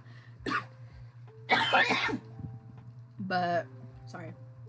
Ah, I think that's caffeine. I'm drinking coffee. Oh, speaking of my coffee, there's a stupid thing that happened earlier because I was like I was trying to heat up water, and then I was like toasting something in my oven toaster, and what happened was I thought that I I swear to God that I turned my water heater, my kettle on. It even turned red to indicate that it's on. And then I swear that I turned it on while I was doing other stuff, while like preparing for stream. But and then I was like, oh, it's probably the water is already heated when I heard like the toaster go ding. I mean, like thinking that like it's gonna be the same.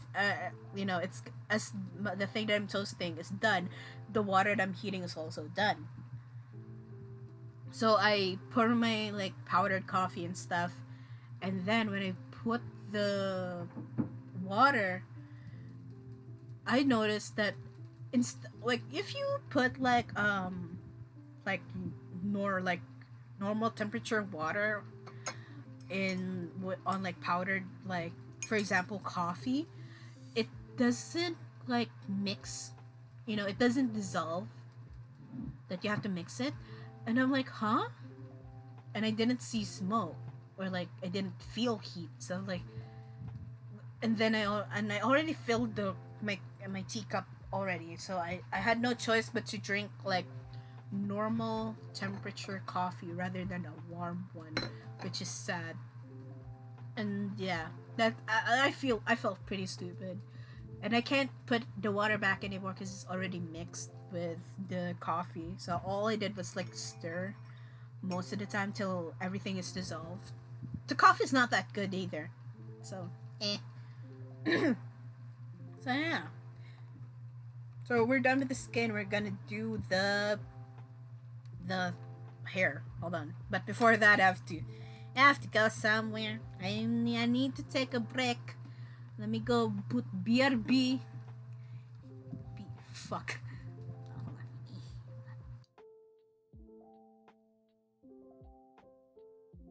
Oh, actually, there's a text. I can make text, right? Hold on.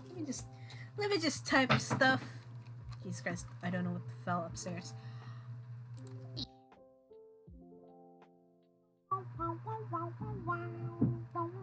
Text.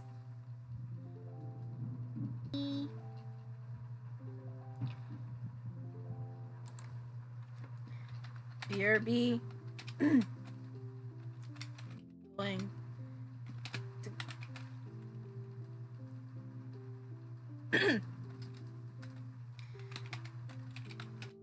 to go somewhere quick.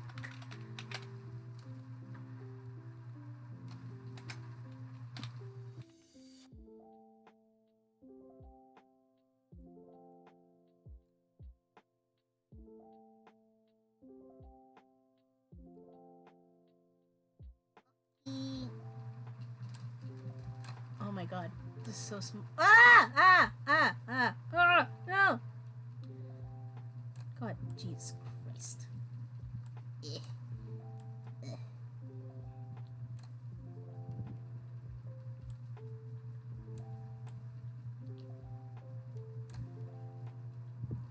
Okay, I'm gonna go somewhere real quick. I'll be right back. I'll also get water. Bye.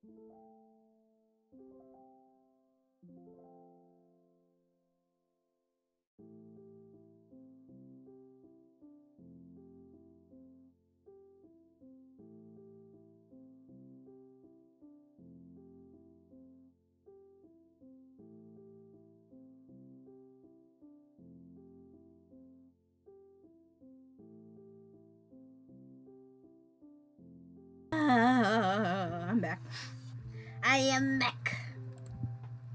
There we go. I'm back. Just went to take a pee. Just went to take a piss.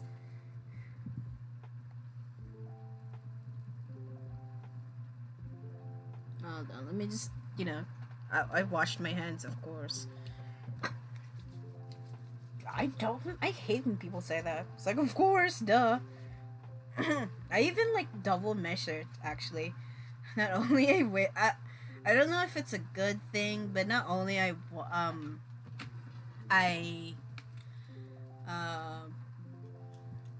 wash my hands, but I also use like alcohol, rubbing alcohol, like, alcohol afterwards. And also that found out that hand sanitizer sucks. Doesn't really help much. I don't know why people had advertised it, I guess. Ooh. Sorry. Oh, I forgot the eye. It's like, why are we so quick here?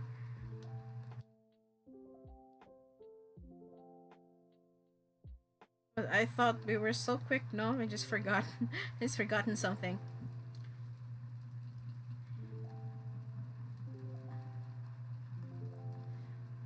But yeah, I don't know where we're going. Where were we again? I forgot. Here we go again. Me forget. I don't know how many times I'll forget what the fuck I was talking about earlier. But let me check my movie list. Yeah, with coffee thing. Okay, I remember just the coffee thing was a disaster. But I still have like if you can hear it, that's my teacup. I still have it.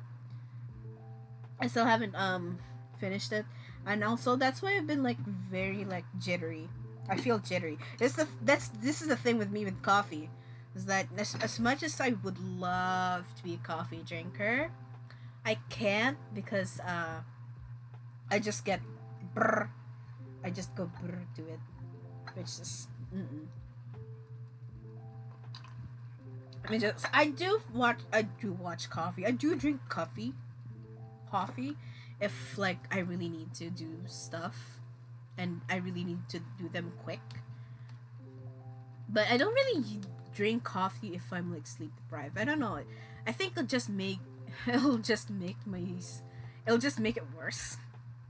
I remember this one time I have this like I bought this certain like candy that is infused with caffeine in high school, and because we had like a dance practice, dance practice. No, I am not in a dance club. Hell no.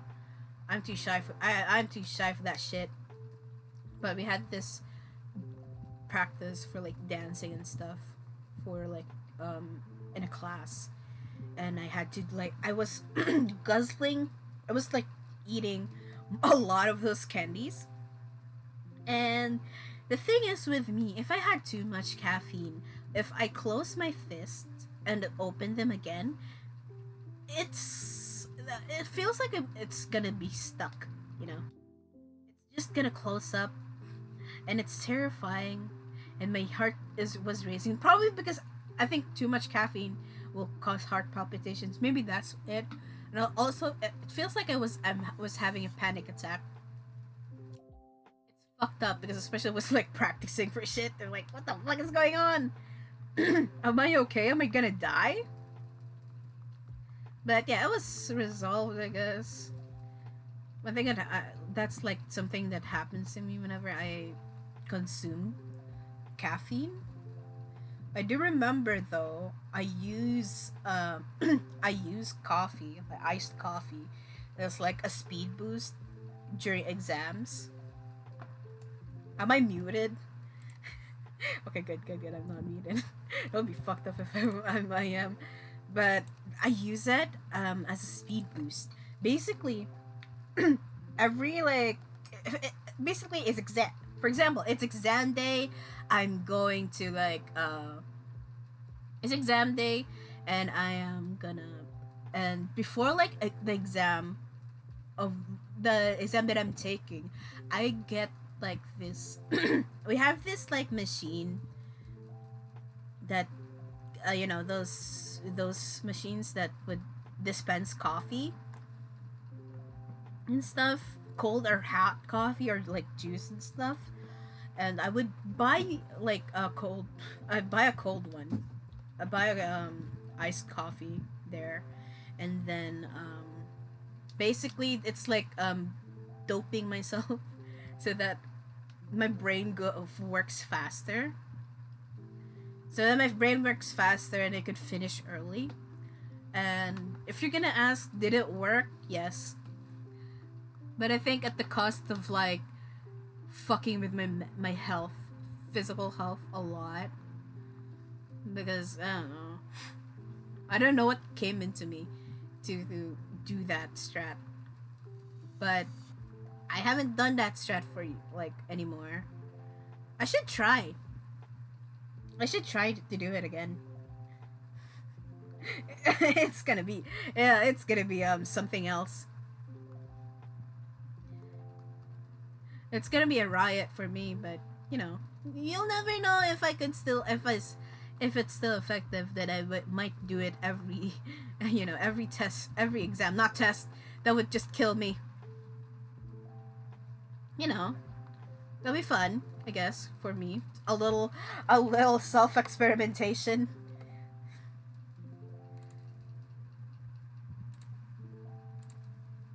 But yeah, that's it.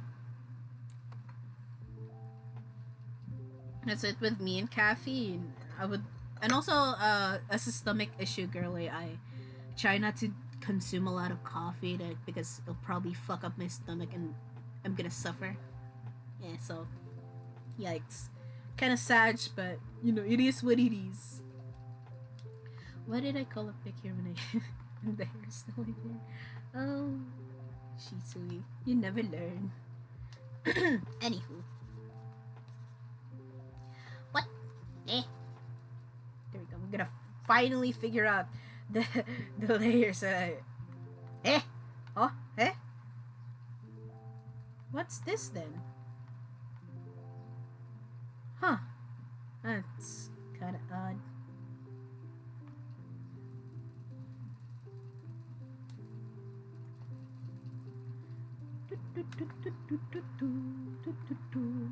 There we go.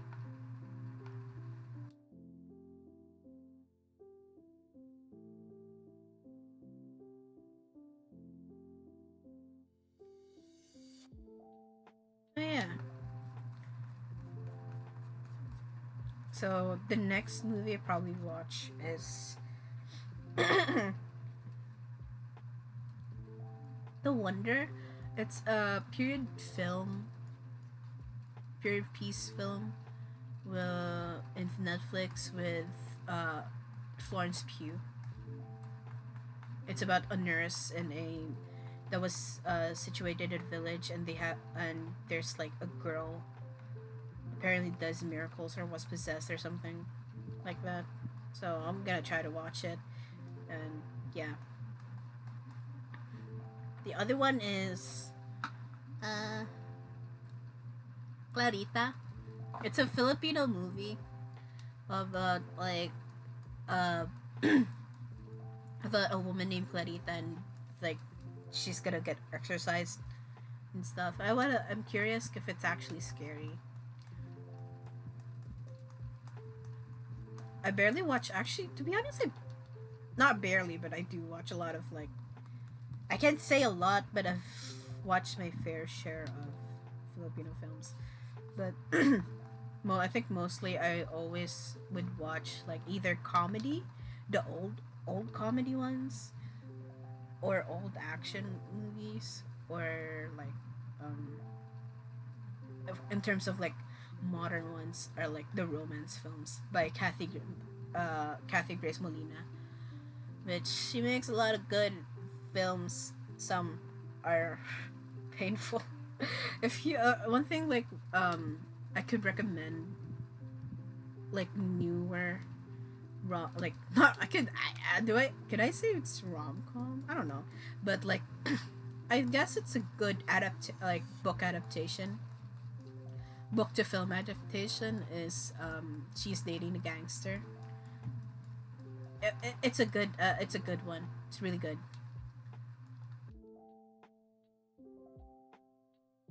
For me, in my opinion, it's good.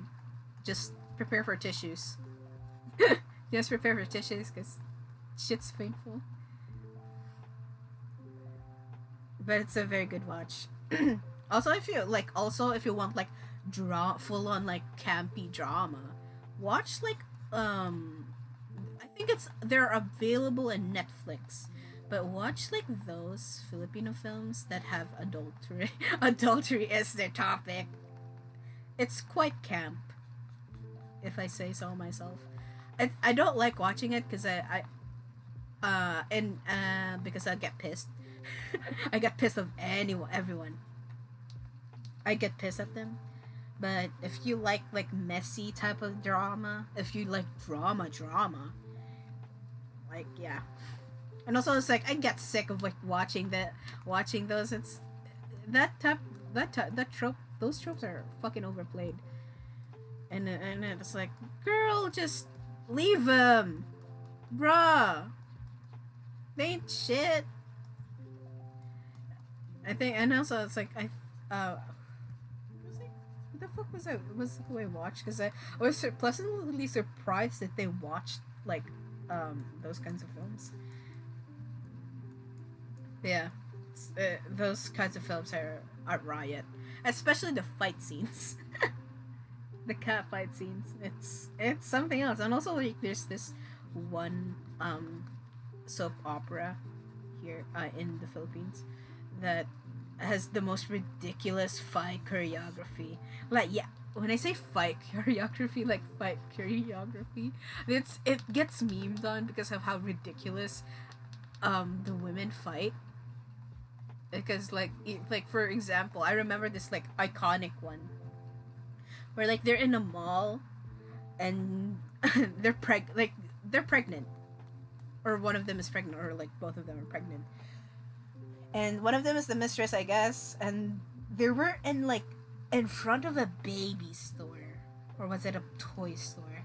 But they were looking at like cribs and stuff and strollers, and they, you know what the fuck they use when they fought, a Nerf gun. One of them pointed a Nerf gun at them, and it's so fucking funny to watch. And you can't take the show seriously anymore. And there's also even like the ones where they're in a park. It's the same show. They're also the one in a park where they, what do you call this? Where they was in a they were in a park, and there's like a vendor of balut vendor, and and they're so it's kind of fucked up because they use the balut to throw balut at each other. And also if you think about it, it's kind of painful because those shit, it's hot as fuck. Like imagine getting thrown like a hard-boiled shit hard boiled egg at you. Man, like as much as like fuck it, like I don't like mainstream like Filipino media because it's so like it fell down into one note, and especially modern ones. But I've heard a lot of good things right nowadays though, because some major media outlets are like trying to like branch out with newer ideas. But it's kind of sad that like some are like, you know, kind of mid and stuff, because we're like the, you know, that's what we're used to, you know, those are the tropes that we're used to, and it's kind of sad that people won't, like, you know. But there are actually some shows that I would like to watch. Filipino shows, because it's like, that's like my only gripe, because I'm fucking sick and tired of Provinciano. I'm glad that it's fine. It was over. I don't know when it was over. No, for a very long time. It's a wrong running show. It's like, God, when are you not like the protagonist hasn't died yet? And just like Jesus Christ, plot armor in this bitch, and like it keeps on going. Like I think I've when I was little till like what quarantine and stuff, that's that it was still going. Like it's been decades rather. I'm like, gosh, man, let it die. But yeah, but do I miss it now? I've seen like better like I preferred like other shows.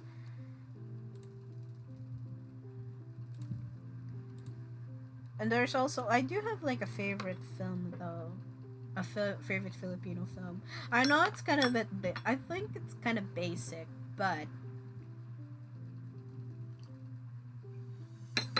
it's a really good film. Well, series of films.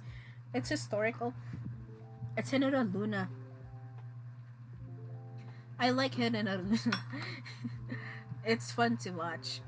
He's fun to watch. Basically, it's like a historical.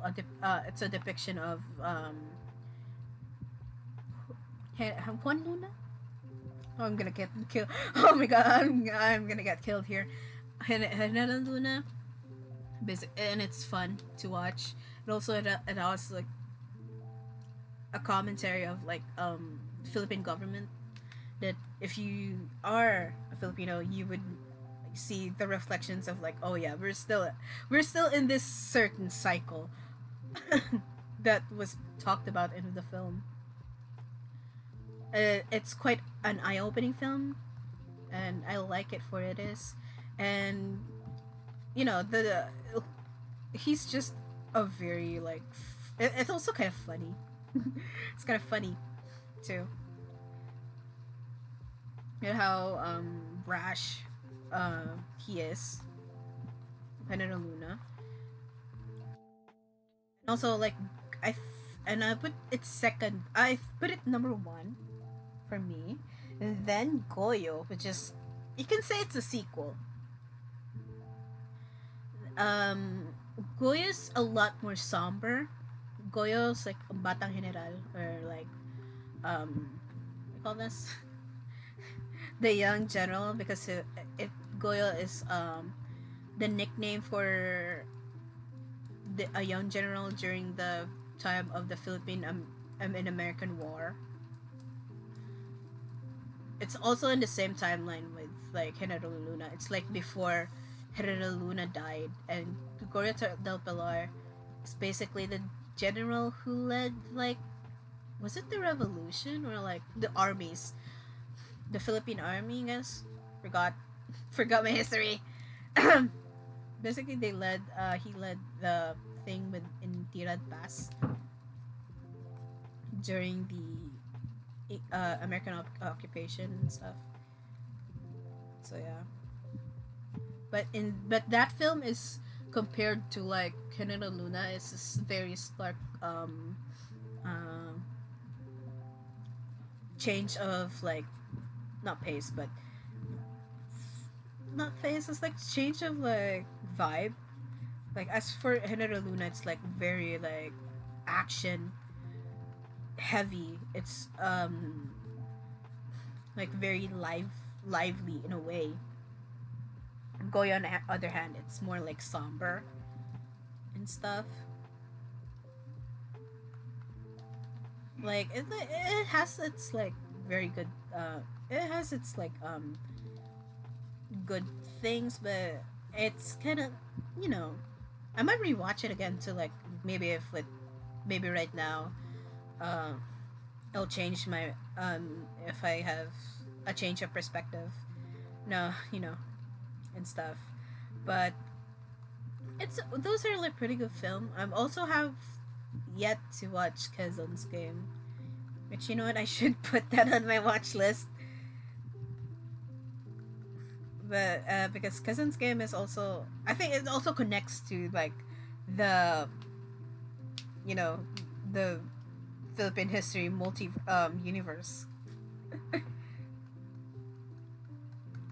but it's about like in World War II, Manuel L. Quezon was like one of our presidents. We call this uh thing where he let Jewish people during the World War II um, seek refuge in the Philippines. I think that's the thing. That's the gist of it, or just the whole like his whole reign as a president. Yeah, that's those are like well, those are actually kind of I could say my favorite films in Filipino. But as for Clarita, I'm quite curious if it's actually that scary because I don't know. Filipino films kind of for me like hit and miss. Horror films kind of hit and miss.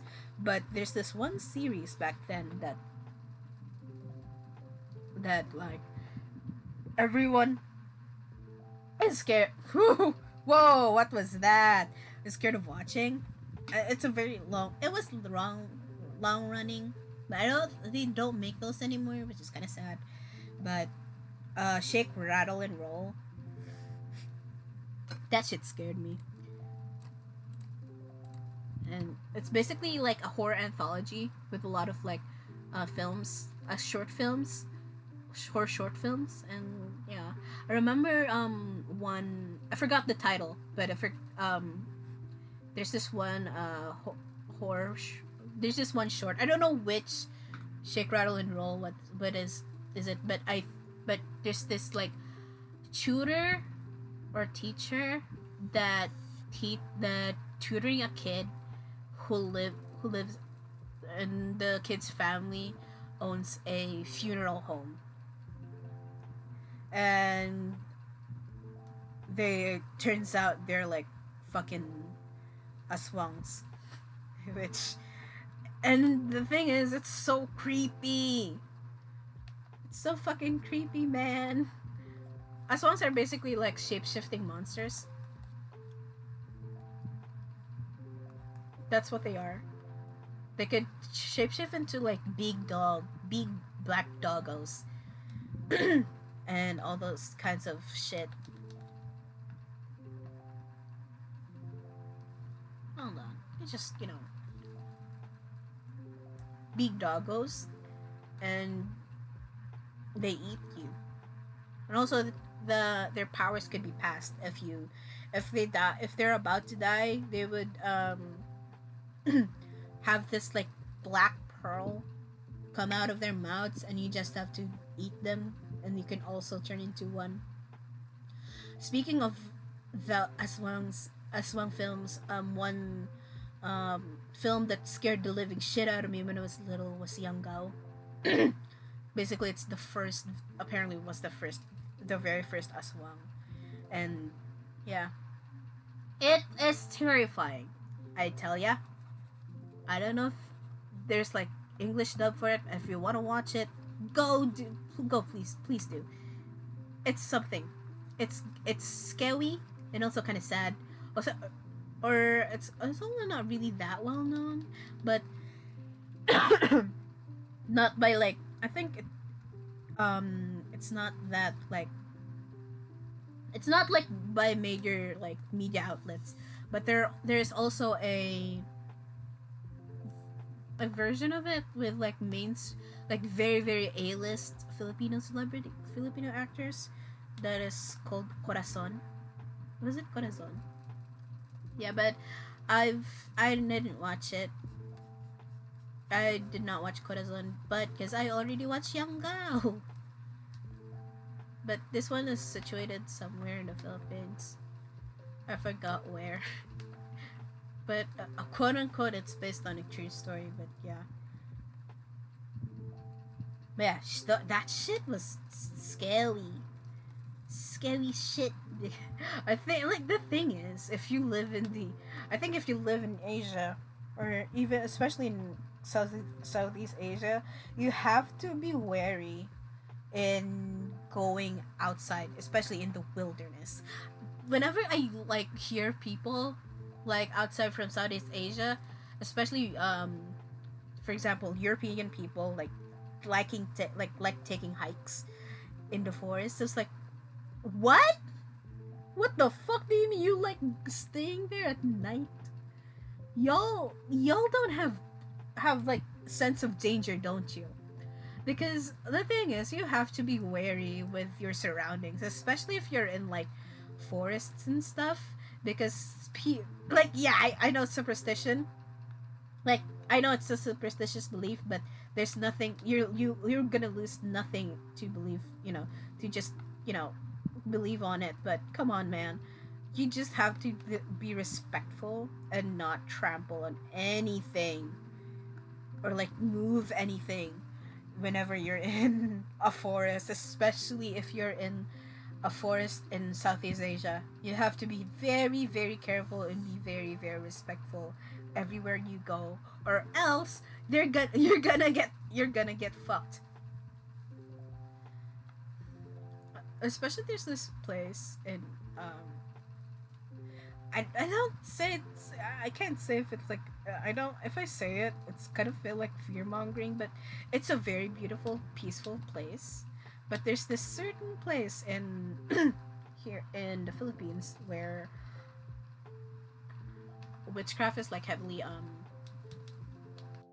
those kinds of things are witchcraft and stuff are heavily practiced, and that you have to be very or like it's a very like supernatural, like a lot of supernatural stuff happens in that island. And whenever you visit there, you have to be very respectful so that nothing bad will happen to you. I haven't been there. I would love to take a visit to like because it's despite that it's a beautiful place, beautiful with beautiful beaches and stuff. But yeah, you just have to be have extra caution and stuff. Like even if you don't believe in supernatural stuff, you just have to be respectful at the end with their traditions and stuff, and just be respectful with your surroundings. That's why I'm like kind of I find it weird like when like your people from like outside of Southeast Asia and stuff likes do that, do like outdoorsy stuff without caution, without care. It's like, hello, y'all are fucking y'all have balls. Me, not me though. I try to keep safe as much as possible because you have to pay respects or else you get your fucking ass beat by some stuff living there. Not just, and I'm not talking about the animals. I'm not talking about the animals. It's more than that. I rather get mauled you know what? I rather get mauled by by a creature, by an animal than by a creatura because of my dumbass. That's why we have Filipinos have this tradition or a thing, a superstition that whenever you pass by an ant mound, or like if you're just passing by somewhere and if you're in like woods or like in the farmlands, you have to say tabi tabi po. Basically, it's like announcing. You have to announce yourself when if you're going somewhere, if you're traversing somewhere, so that it's a form of respect of like, hey, I'm not like going to do stuff to your environment and stuff and all. I'm not gonna do anything. I'm just passing by, kind of stuff. And yeah, that's why you have to be careful.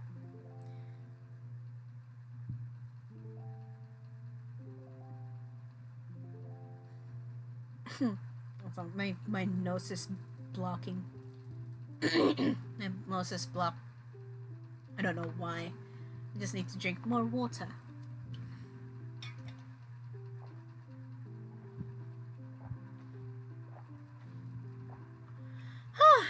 There we go.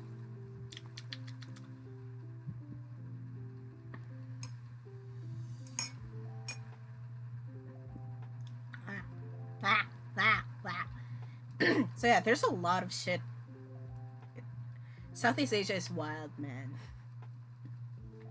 Not only that you have to deal with fucked up heat, but also you have to deal with a lot of stuff that is not just heat, but not just people, but also yeah, you just one thing you just have to be very careful and very respectful with your surroundings. You know, don't pee on like also don't pee on like ant mounds. You might get like into a lot of trouble. Yes, or just don't pee anywhere in the woods. You know, so just you don't if you don't want to get something trouble in your you know in your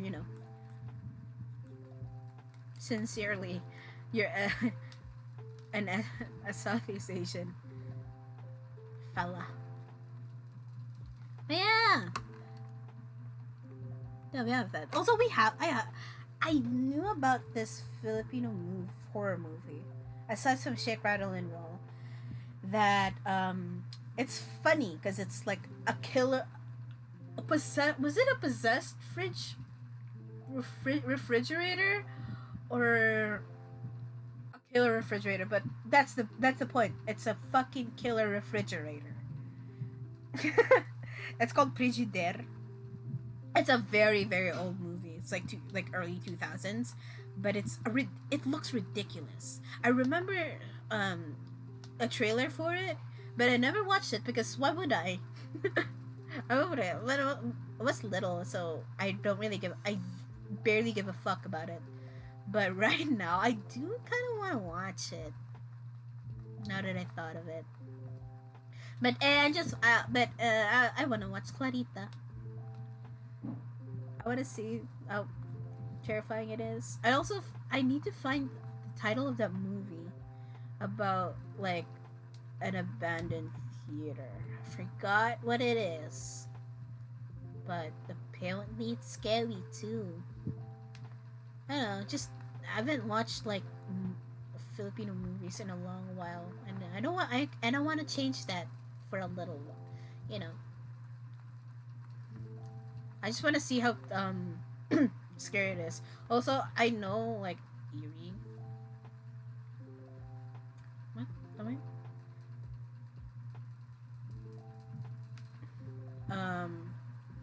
I know like Eerie is also there, but I don't like it. I don't like the premise, so I took a pass. But yeah, I'm a watch. I'm using the roller.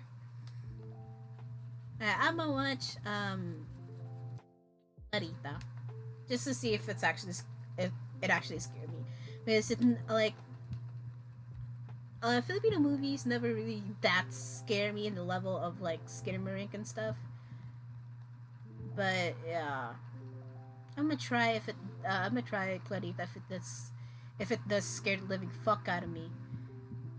Because the thing is, when I could say something is scary, it's a lingering feeling for me. I guess that it lasts. Like it will interfere with my it will interfere and add like whenever it's dark, just like for example what I said in about Mandela catalog and Mandela catalog and Skinamarink, that it has a lasting impression, you know, if something scare me, that it should have this lasting impression of like, you know, whenever I go into a dark when I go into a dark living room, I'll immediately thought, oh my god, there might be an altar there, or there might be something in, like, you know, lurking, or like I look at a dark gap on the door, there might be an alternate staring back at me and stuff, you know, those kinds of things.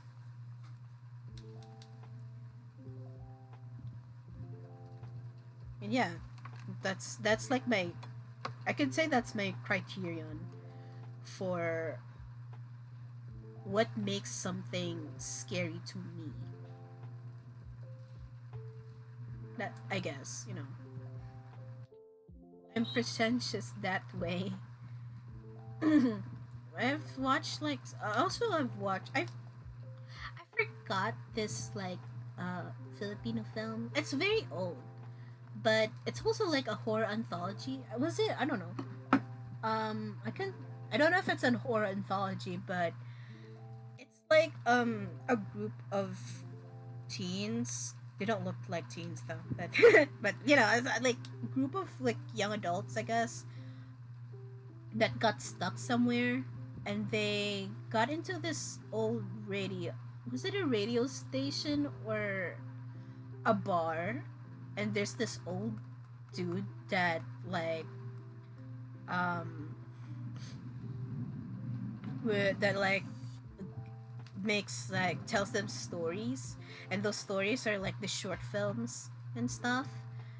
And at the end, they have to, at the end it's a reveal that the old man is like a monster of some sort or a demon, and you have to defeat him and stuff. I forgot what the film was called, but I actually enjoyed that. I didn't say that I was scared of it though, but I enjoyed watching that because the old man was funny. It's a funny old man, but he got so terrifying at the end though. He got scary. But I'll always also watch it when they air it on like television.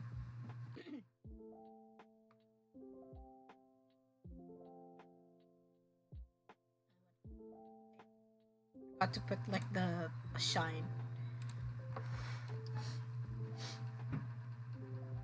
So yeah, that's like for me for Clarita. I'll watch it maybe later. Oh wait, no, I can't watch it later. I'll have to watch Breaking. I have to watch Twilight. Nah, I can't wait for the Loch Ness monster line.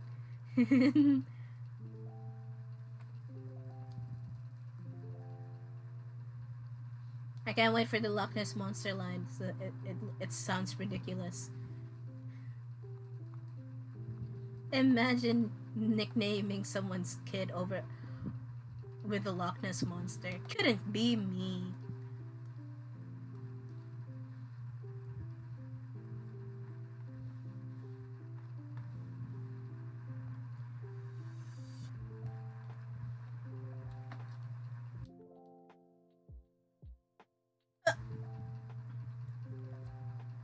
But to be fair, I like the filter or the color grading for Twilight.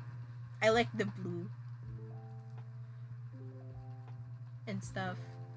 That's one thing I like about it. And also, it's a timepiece. Right now, for me, it's a timepiece of like, you know, like no matter how awful it was, I think it's a product of its time. I think back then, when it was like very popular, I tried to get into it, but I didn't really. Was I probably never started at the first one. I tried to like watch the Earth. For was it like what Eclipse and stuff? I tried to, but yeah,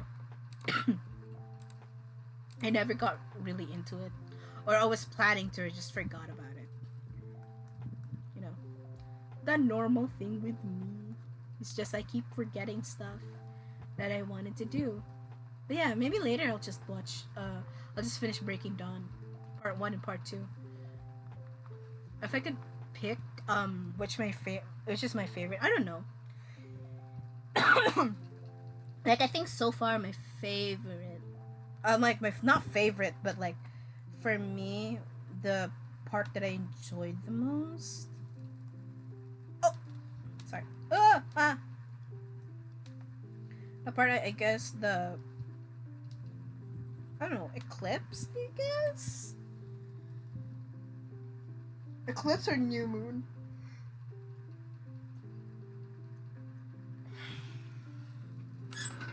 I don't know, the one where like was it? I don't know. I don't know which one actually. Probably like the one where they the one where they finally fight Victoria. Yeah, I like that. Even though that part like Jacob was being a bitch. Was being yikers. Like only like sirens are going off in my brain. Seeing Jacob.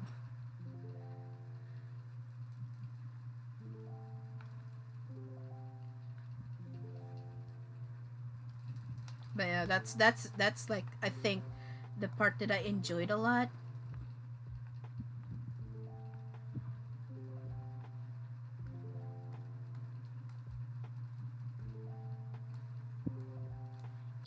Move.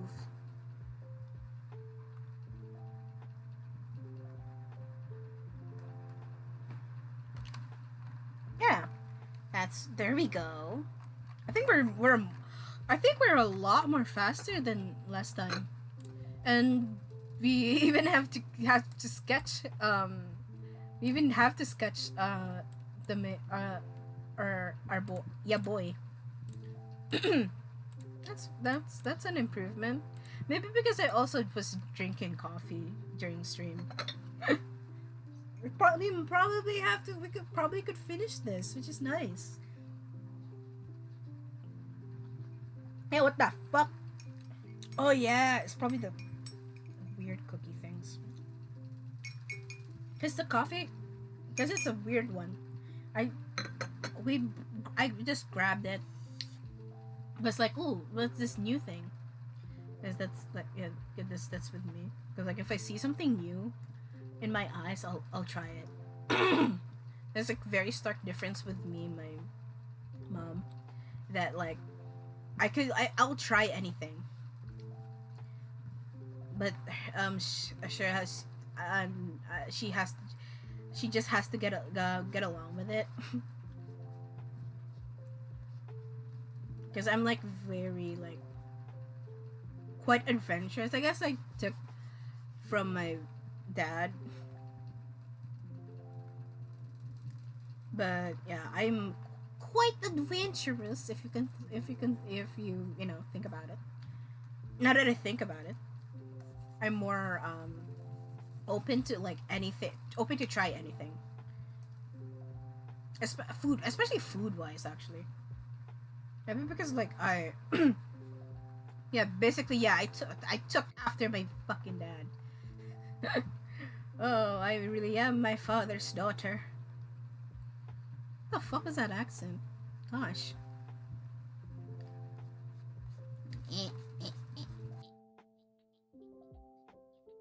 There we go. So right now we are filling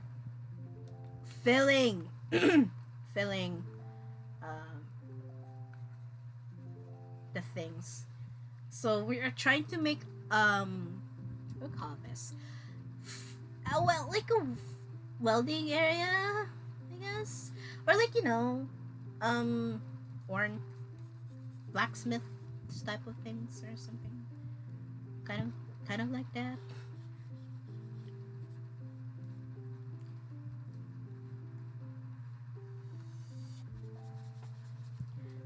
We'll figure it out all along the way. But this is like the general thing.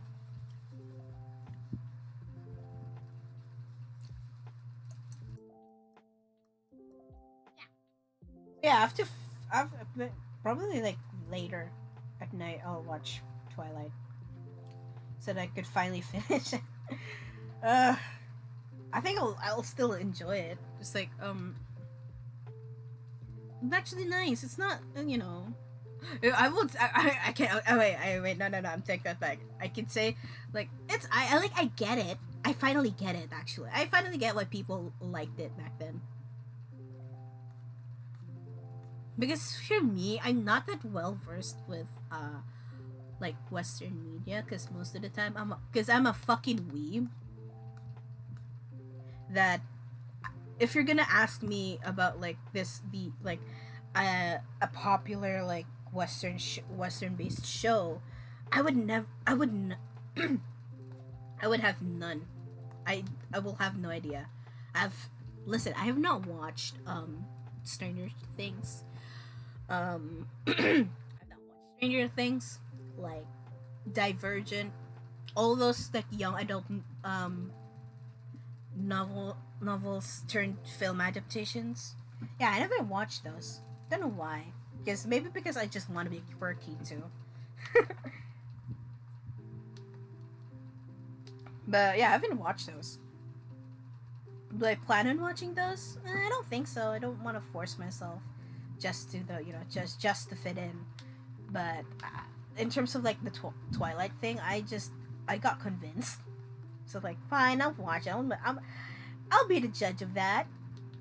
You know, it's like yeah, it's I enjoy it. It's enjoyable. Like I get why people liked it. But yeah, there are some like criticisms like Bella being a fucking dumbass. All of them are being a fucking dumbass, Jesus Christ. But yeah. For me it's a good timepiece. Jesus Christ, what was that? What was that?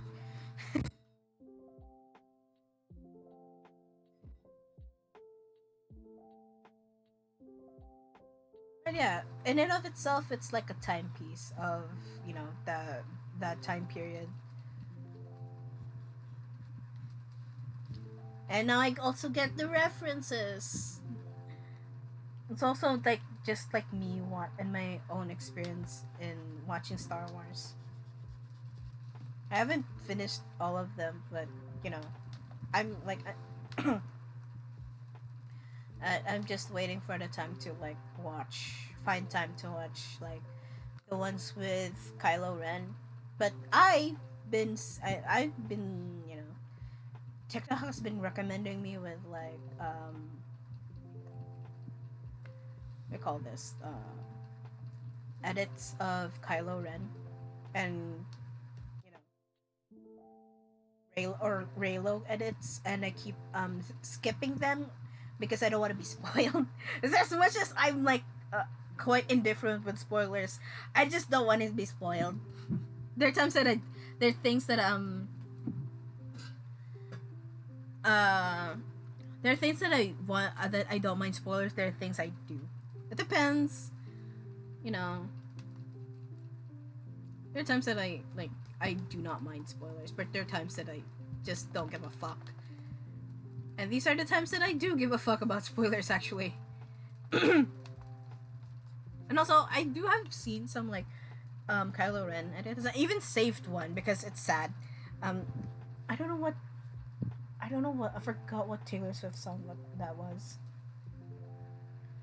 I think it was "You're Losing Me" or "You're on Your Own, Kid," which is sad. And I want to see, and hopefully I could understand why, like why you are sad, boy.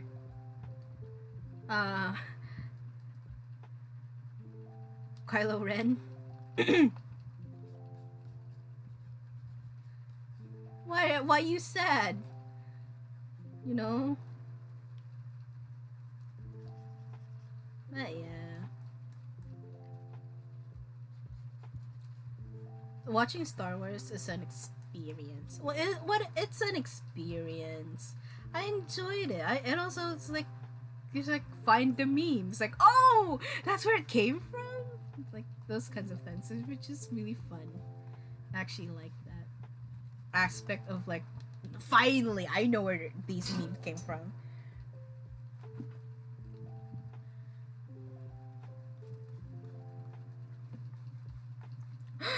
Shit. Wait, actually, I need to save before I forget.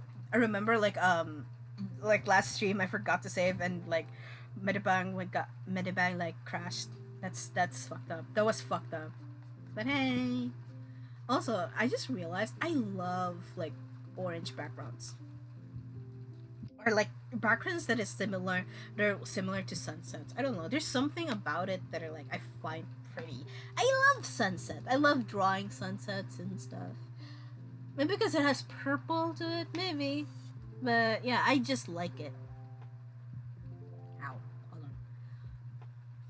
But yeah, it's nice. Those stuffs are nice.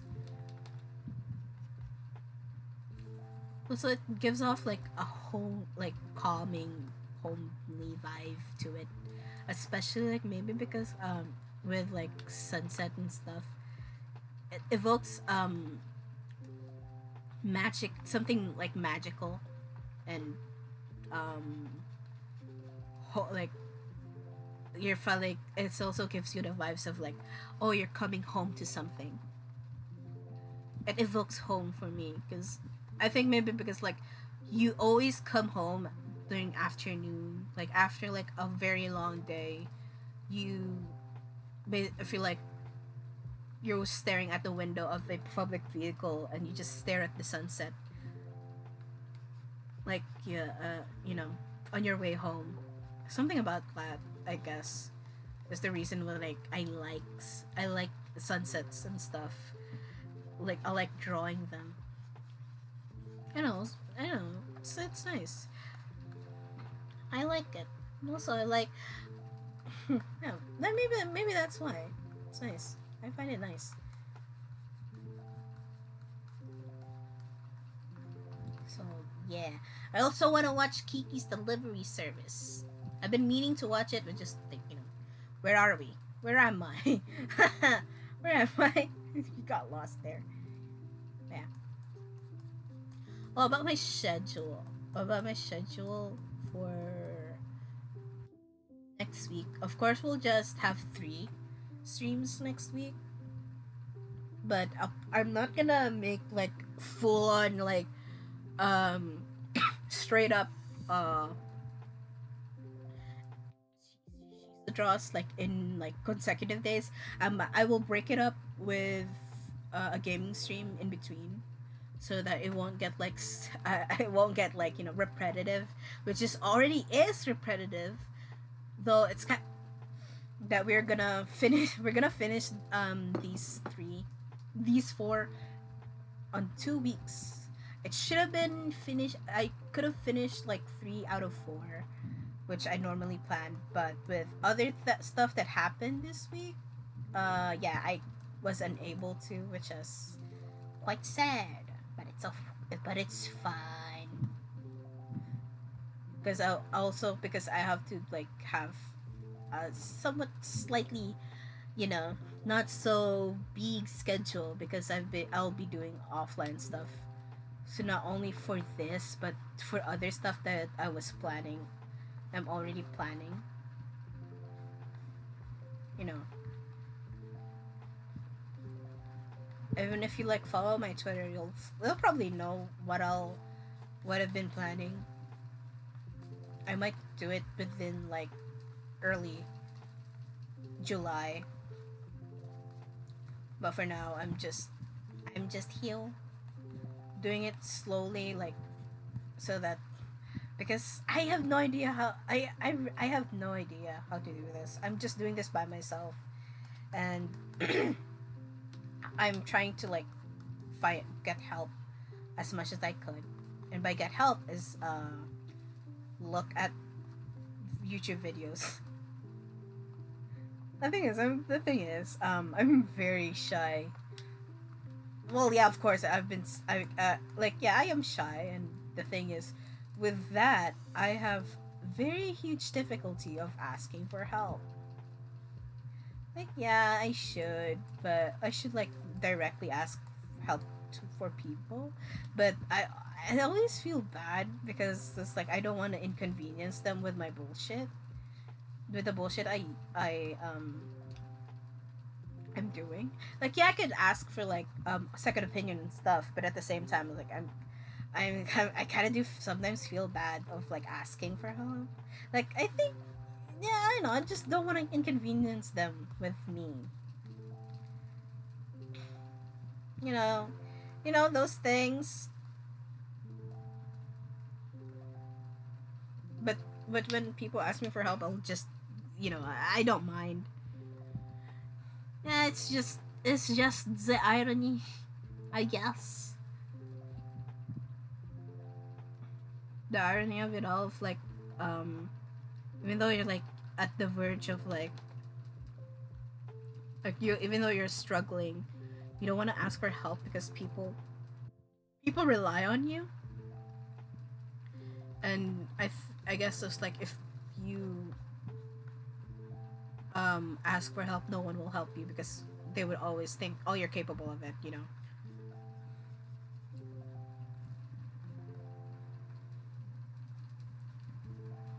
Which is sad, like, especially with people. It's like, not just because they keep slaying, that doesn't mean they don't need help. And it sucks that people would invalidate the, like, your need of help just because, like, hey, you, because of their perception of, like, hey, you've done this before, you can do it again, you know. You can do it again, don't worry. Like, sometimes can we just have a cry for help, you know? Come on, man.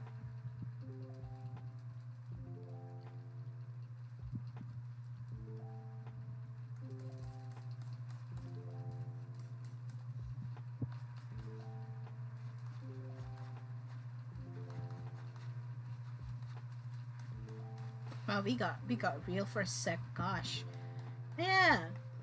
Also, I wonder, is this one thing I've seen on Twitter. We're gonna gossip again. Um, Hold on. My there's this thing on Twitter of like um that bothers me a lot. Is there's this thing, there's someone posted or quote tweeted of like, you don't need to be kind to people, which sucks. Which, that ideology, by the way, sucks. That ideology sucks ass. Don't do that. Like, the thing with like shit with like, I don't owe you kindness or anything, sucks. If you think that, like, if you think that way, you need help. You need to reassess your life. Because kindness, like, just be kind for the sake of being kind, you know. Like, if you like think that like, why is it always the kind people who get slighted in this world? Because that's how our world works. And you know, if just be kind, because it does benefit you, but you don't need to like, you don't have to have this mindset of like, oh, I should be kind so that I could be kind back, so people would be kind back to me. It's just like the effect of it. And also like, that's how community that's how some community are formed. And it's like sad that people don't want to be kind just to, you know. And it's selfish. Like, it's nice, it's okay to be selfish from time to time, but if you're not gonna be kind to like everyone around you, I don't know, man. You suck as a person. Even though it's just like, I'm thinking about, it's not just me. Like, you know, it sucks that we're slowly developing this kind of ideology of like, I only care about me. You know, it doesn't sit well with me, and it leaves our society and lives in shambles, because it does not take any sort of amount of energy to be kind to one another. Yeah, you can be jokingly mean, of course, especially for people you're close to. Of course you could, but to be like mean, be mean spirited, to spread hate on the daily, or have hatred in your heart every single day in your life, it's tiring. When you're, especially if you think about it, if you're like, if you're angry, you get tired, right? It's the same, like, you know, like, just like in Jane Eyre, life is too short to be nursing, you know, animosity. You know, treat everything around you with kindness, because like the reward, like people being kind to you back is a reward for, it's an additional reward. It's nice to be kind to each other, to be understanding and kind to each other. It's like, as like also being kind is not a sign of weakness. It's a sign of that you are strong, that that you're strong, that you can see like kindness in people. Like of course, and being kind doesn't, like, you know, being kind also like doesn't make you like let yourself be trampled by others. You can also still stand up for yourself, fight while also being kind. You know, that those kinds of things. Like even if you're kind, if you're like, you know, you can still, you know, if they are fucking, if they're a fucking a bitch, if they're a terrible person, of course, you you have the right, and you're as kind as you are when you know how to stand up for yourself, because you're being kind to yourself, to the things that you believe in. If you fight back, and it's sad that's like people, it's sad, especially like in school systems, that you are like the victims are getting scolded more than the bullies themselves, because they fought back, which I do not get, because I do not get because like of course they're gonna fight back if they're fed up with like whatever things they've gone through because of them.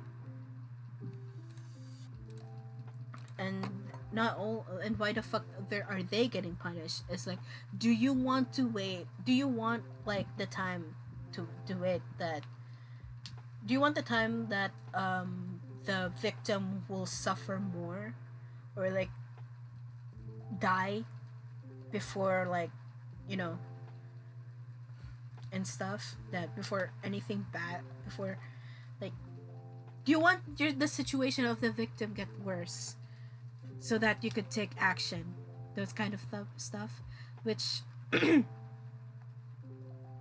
stuff like, yeah, there's like process to it, but uh but that's like you know, like on a perspective of someone who undergone in that type of thing. Like, do you want us to like suffer more to finally deal with those people, those kinds of people? Like, I understand that they might be going through something, but they shouldn't like, or they were projecting something to you, to us, but it's not it's not our job to be their punching bag. I'm also going through something, you know. It'll be fucking unfair to the victims that gets like hell, even like a suspension or something, because they fought for their life. They fought for themselves. They stood up for themselves. You know. School sucks. School sucks. Very riveting observations, Shisuii. You should get a medal for it. Huh. But yeah, it's those kind of shit sucks, you know? Like for a school that like, for schools, they should like be more understanding to not only just bullies, but also have like the victims who fought back hear them out, because at this point it's like more on survival for them. Like, in order for them to still like you know, to survive that stressful environment, they have to fight back, and when they fight back, the bullies will cower behind authoritative figures, which is unfair, because they don't get they just have a slap on the wrist, you know, for doing that, while the ones who fought back are getting like horrible shit happen to them when like getting their stuff or privilege taken because because of the simple thing that they fought back. And that shouldn't happen, you know. That stops. I don't know what the fuck we're talking about anymore. I don't know how we got here. Yeah, so right now we're doing something like this weird thing. Actually, let me just... Yes, I have a mouse. Sorry. I have a mouse. What the fuck? Hold on. Oh, hold on. Oh, okay.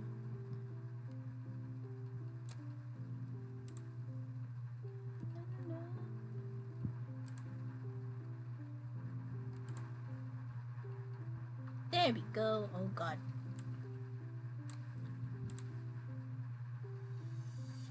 There we go. No, that's something.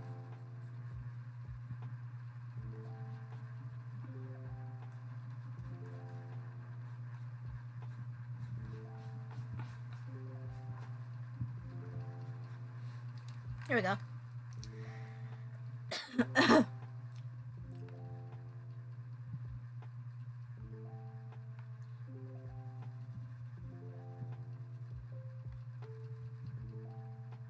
So yeah, that's my thoughts on whatever the fuck I was talking about.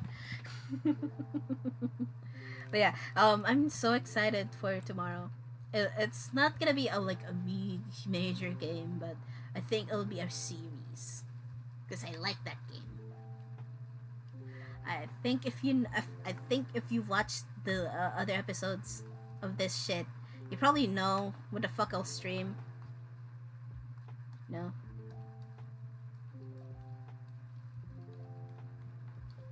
And I have to make a thumbnail for it. And I'm still kind of sad that we're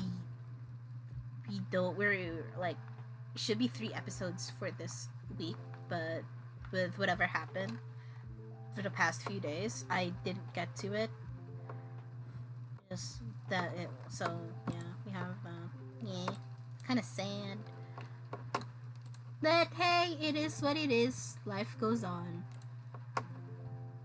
But hopefully I could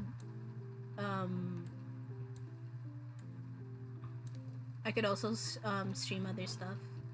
But I might like do I'm still iffy about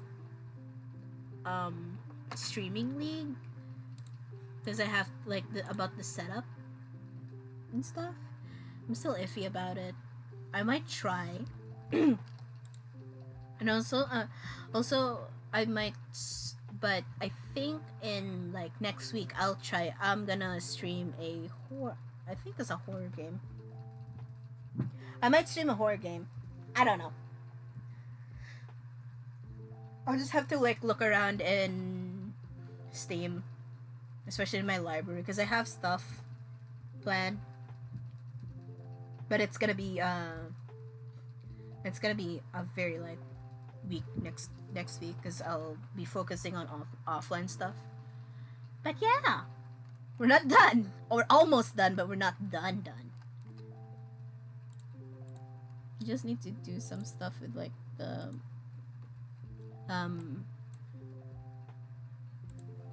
lighting. Terrible.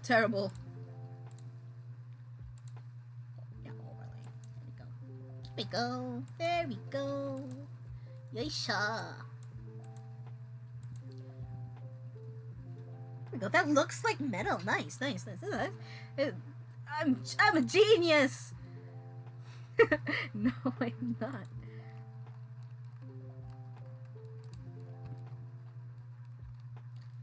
My brain sometimes works.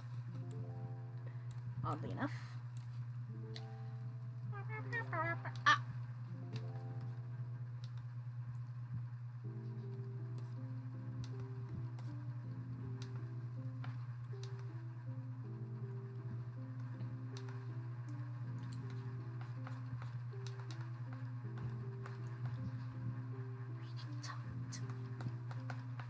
Wow, wow, wow. Go put that.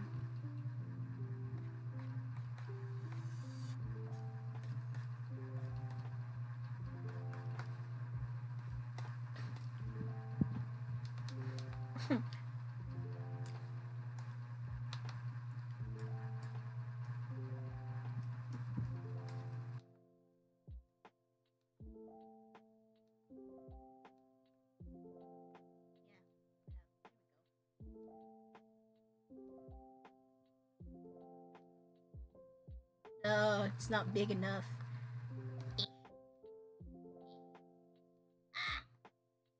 Alright,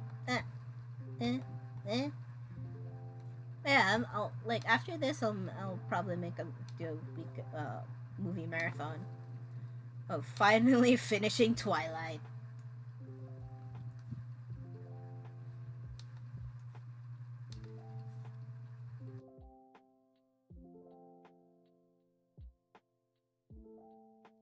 And that sucks.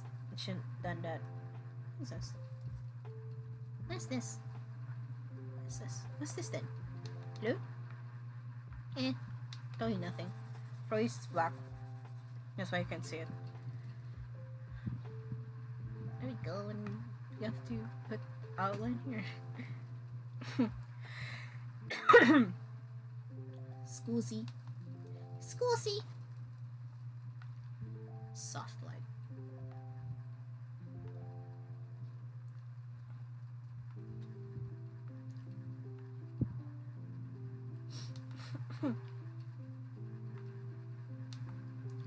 Yeah, actually, play Dutch.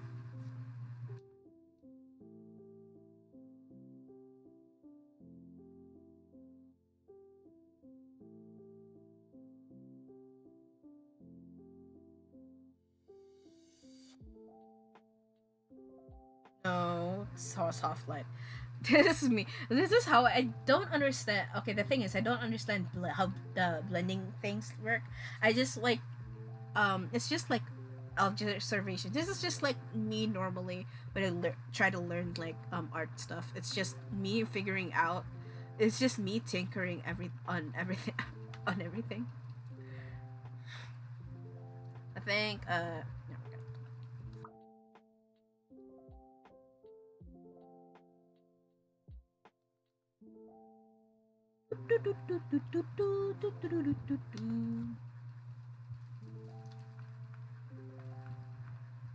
no, no, actually no, that sucks. I prefer overlay or soft light. That's weird. It's color Dutch. Yeah, that's no. Oof, oof.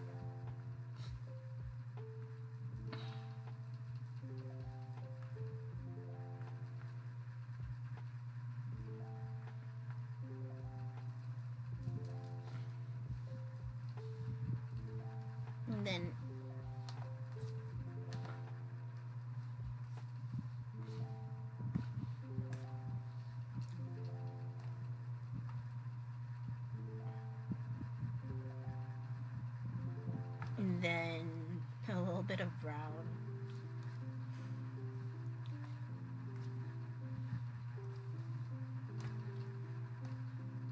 Whoops.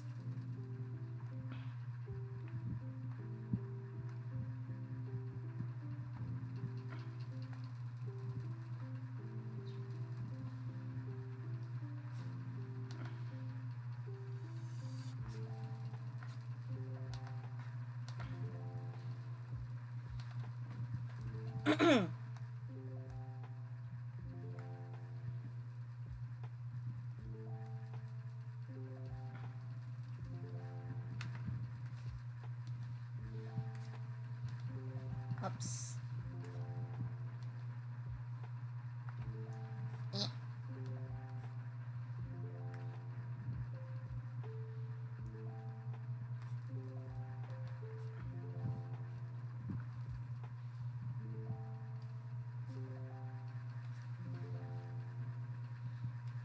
There we go. I think that's nice. I might add stuff on it off stream, but for now I'm quite satisfied. Hold on. Oh, Oops. Ah. What's that? Oh yeah, that's more like it. Looks brighter. I like bright shit.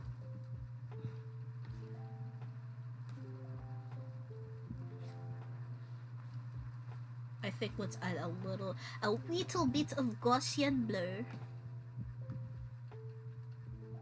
A little bit. Yeah, that's nice. That's nice. That's nice. See? Yeah, to also do so that I could just. I also need to send them the other layouts I've been doing. So yeah, that's it for today. It's just we're actually quite faster right now compared to last time. I guess maybe I got the momentum for it. So yeah, we have this finally. Hold on, I forgot my signature. Sumi brush. Sumi brush number 7.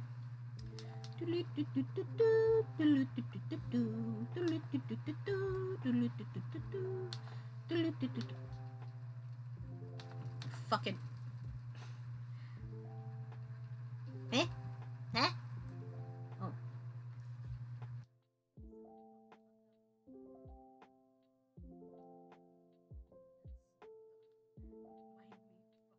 I'm still struggling at my signature. Oh. I've done this multiple times. There we go.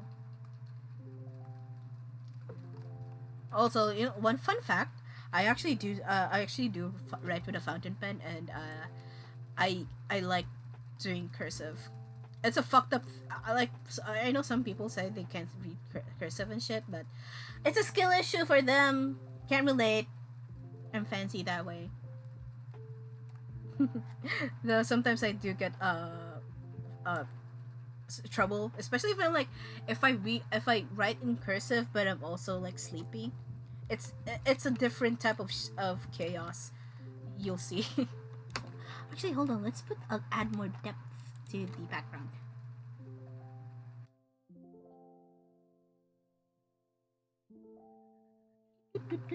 Before we end, because I want to add more dimension behind the thing. I guess just put black on it, bitch. The fuck.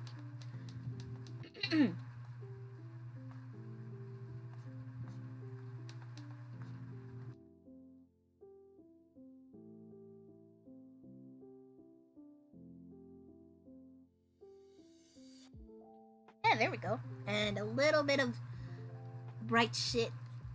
The back. There we go. That's more like it. That looks better. There we go. Now that's metal. I might lower. Hold on. Let me just lower. A bit soft light. Yeah. That looks better. Okay. I think. Hold on. We're not done. We're not done. We're still cooking. Also, if you're gonna make me learn like what these blunting things meant, I'll forget about it.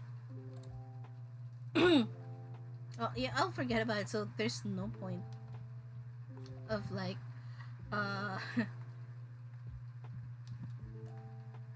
of like me learning about it, because you know I do it by instinct or intuition. I've done it by intuition, so what's the point, you know?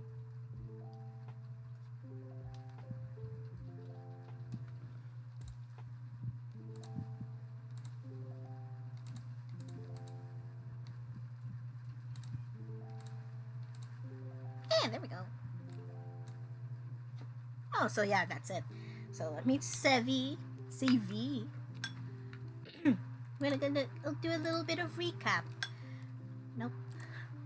We do a little bit of recap. Let me just move my tablet away. For sick. So this week we started doing the official art, and let me just yeah, I'm still tweaking. I'm still tweaking it. Still tweaking it by the way, because that's fine. It's just, that looks fine. I shouldn't interfere anymore, or it'll get worse. If I want to change something, I'll just do it off stream. But what we have right now is we have their official like splash art. Not really splash art, but you know, their official arts. So last stream we did finally one for ceramic. Look at her, pretty lady. Pretty lady, look at her. Ain't she pretty? And also there's a tea and stuff. You know, you can say she has like the porcelain-ish image. There might be some changes. I might add some details if it's like too simple that at first glance it's like, oh, it doesn't strike as like, oh yeah, she's porcelain and stuff. But like color scheme wise, I think she's good with like the tea colored hair and the white and blue like porcelain blue type of thing.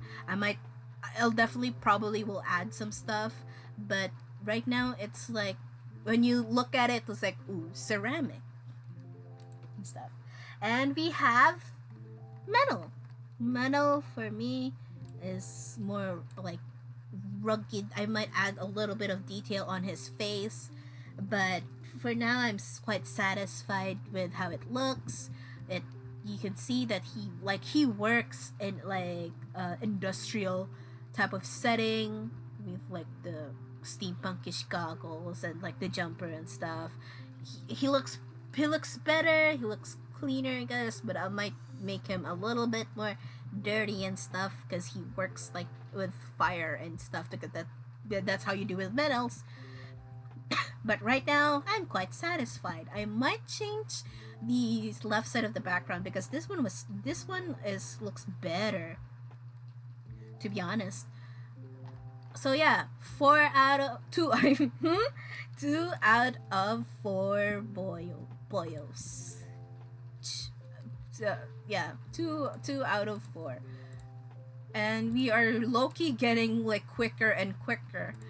But so yeah, tomorrow we'll do our very first gaming stream, and then next week we'll finish the rest, which is polymer and composite. In terms of composite, I need to prepare for composite because also I have to show you before that I have to show you what he looks like, because he looks like shit. I still don't have an idea what I still haven't like planned for his second for like the second look, if you think about a second look to him. But I'm gonna show you what polymer and composite look like. So this is polymer. She's the most I guess she's the most like colorful out of them. I might change like some color schemes, some of her color. And this is composite, the worst. You can see the X on that. I fucking hated it.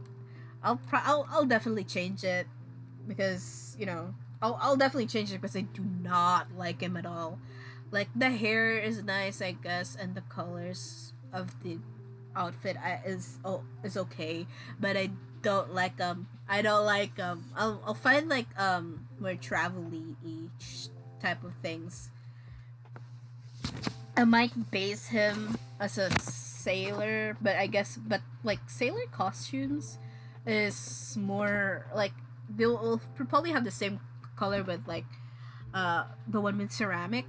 I'll probably go for like a pilot type of like shtick for him.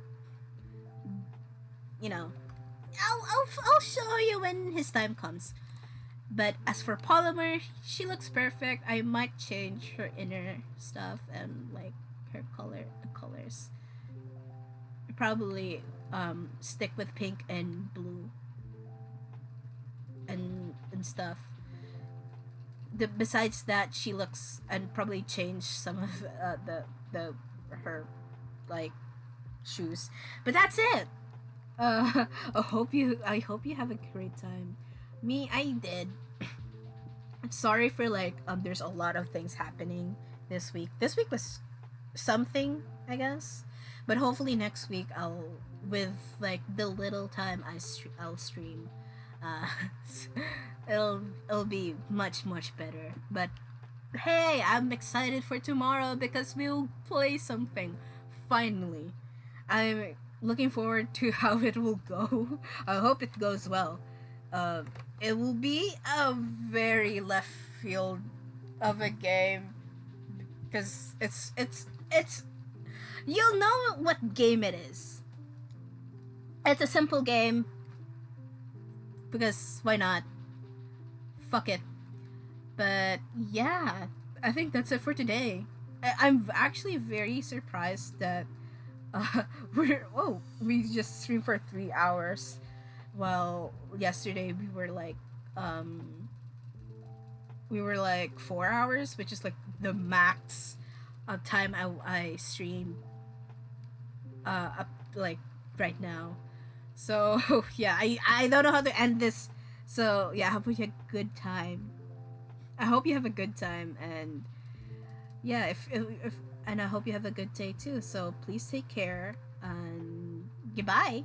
Goodbye. I don't know how to end this, but let's go to the ending screen because my voice was gonna fucking kill me, and I have yet to do a lot of chores. I mean, I've done some, but not enough for today. But good. Okay. I need to shut the fuck up and say goodbye. Goodbye. Bye. Bye. Bye.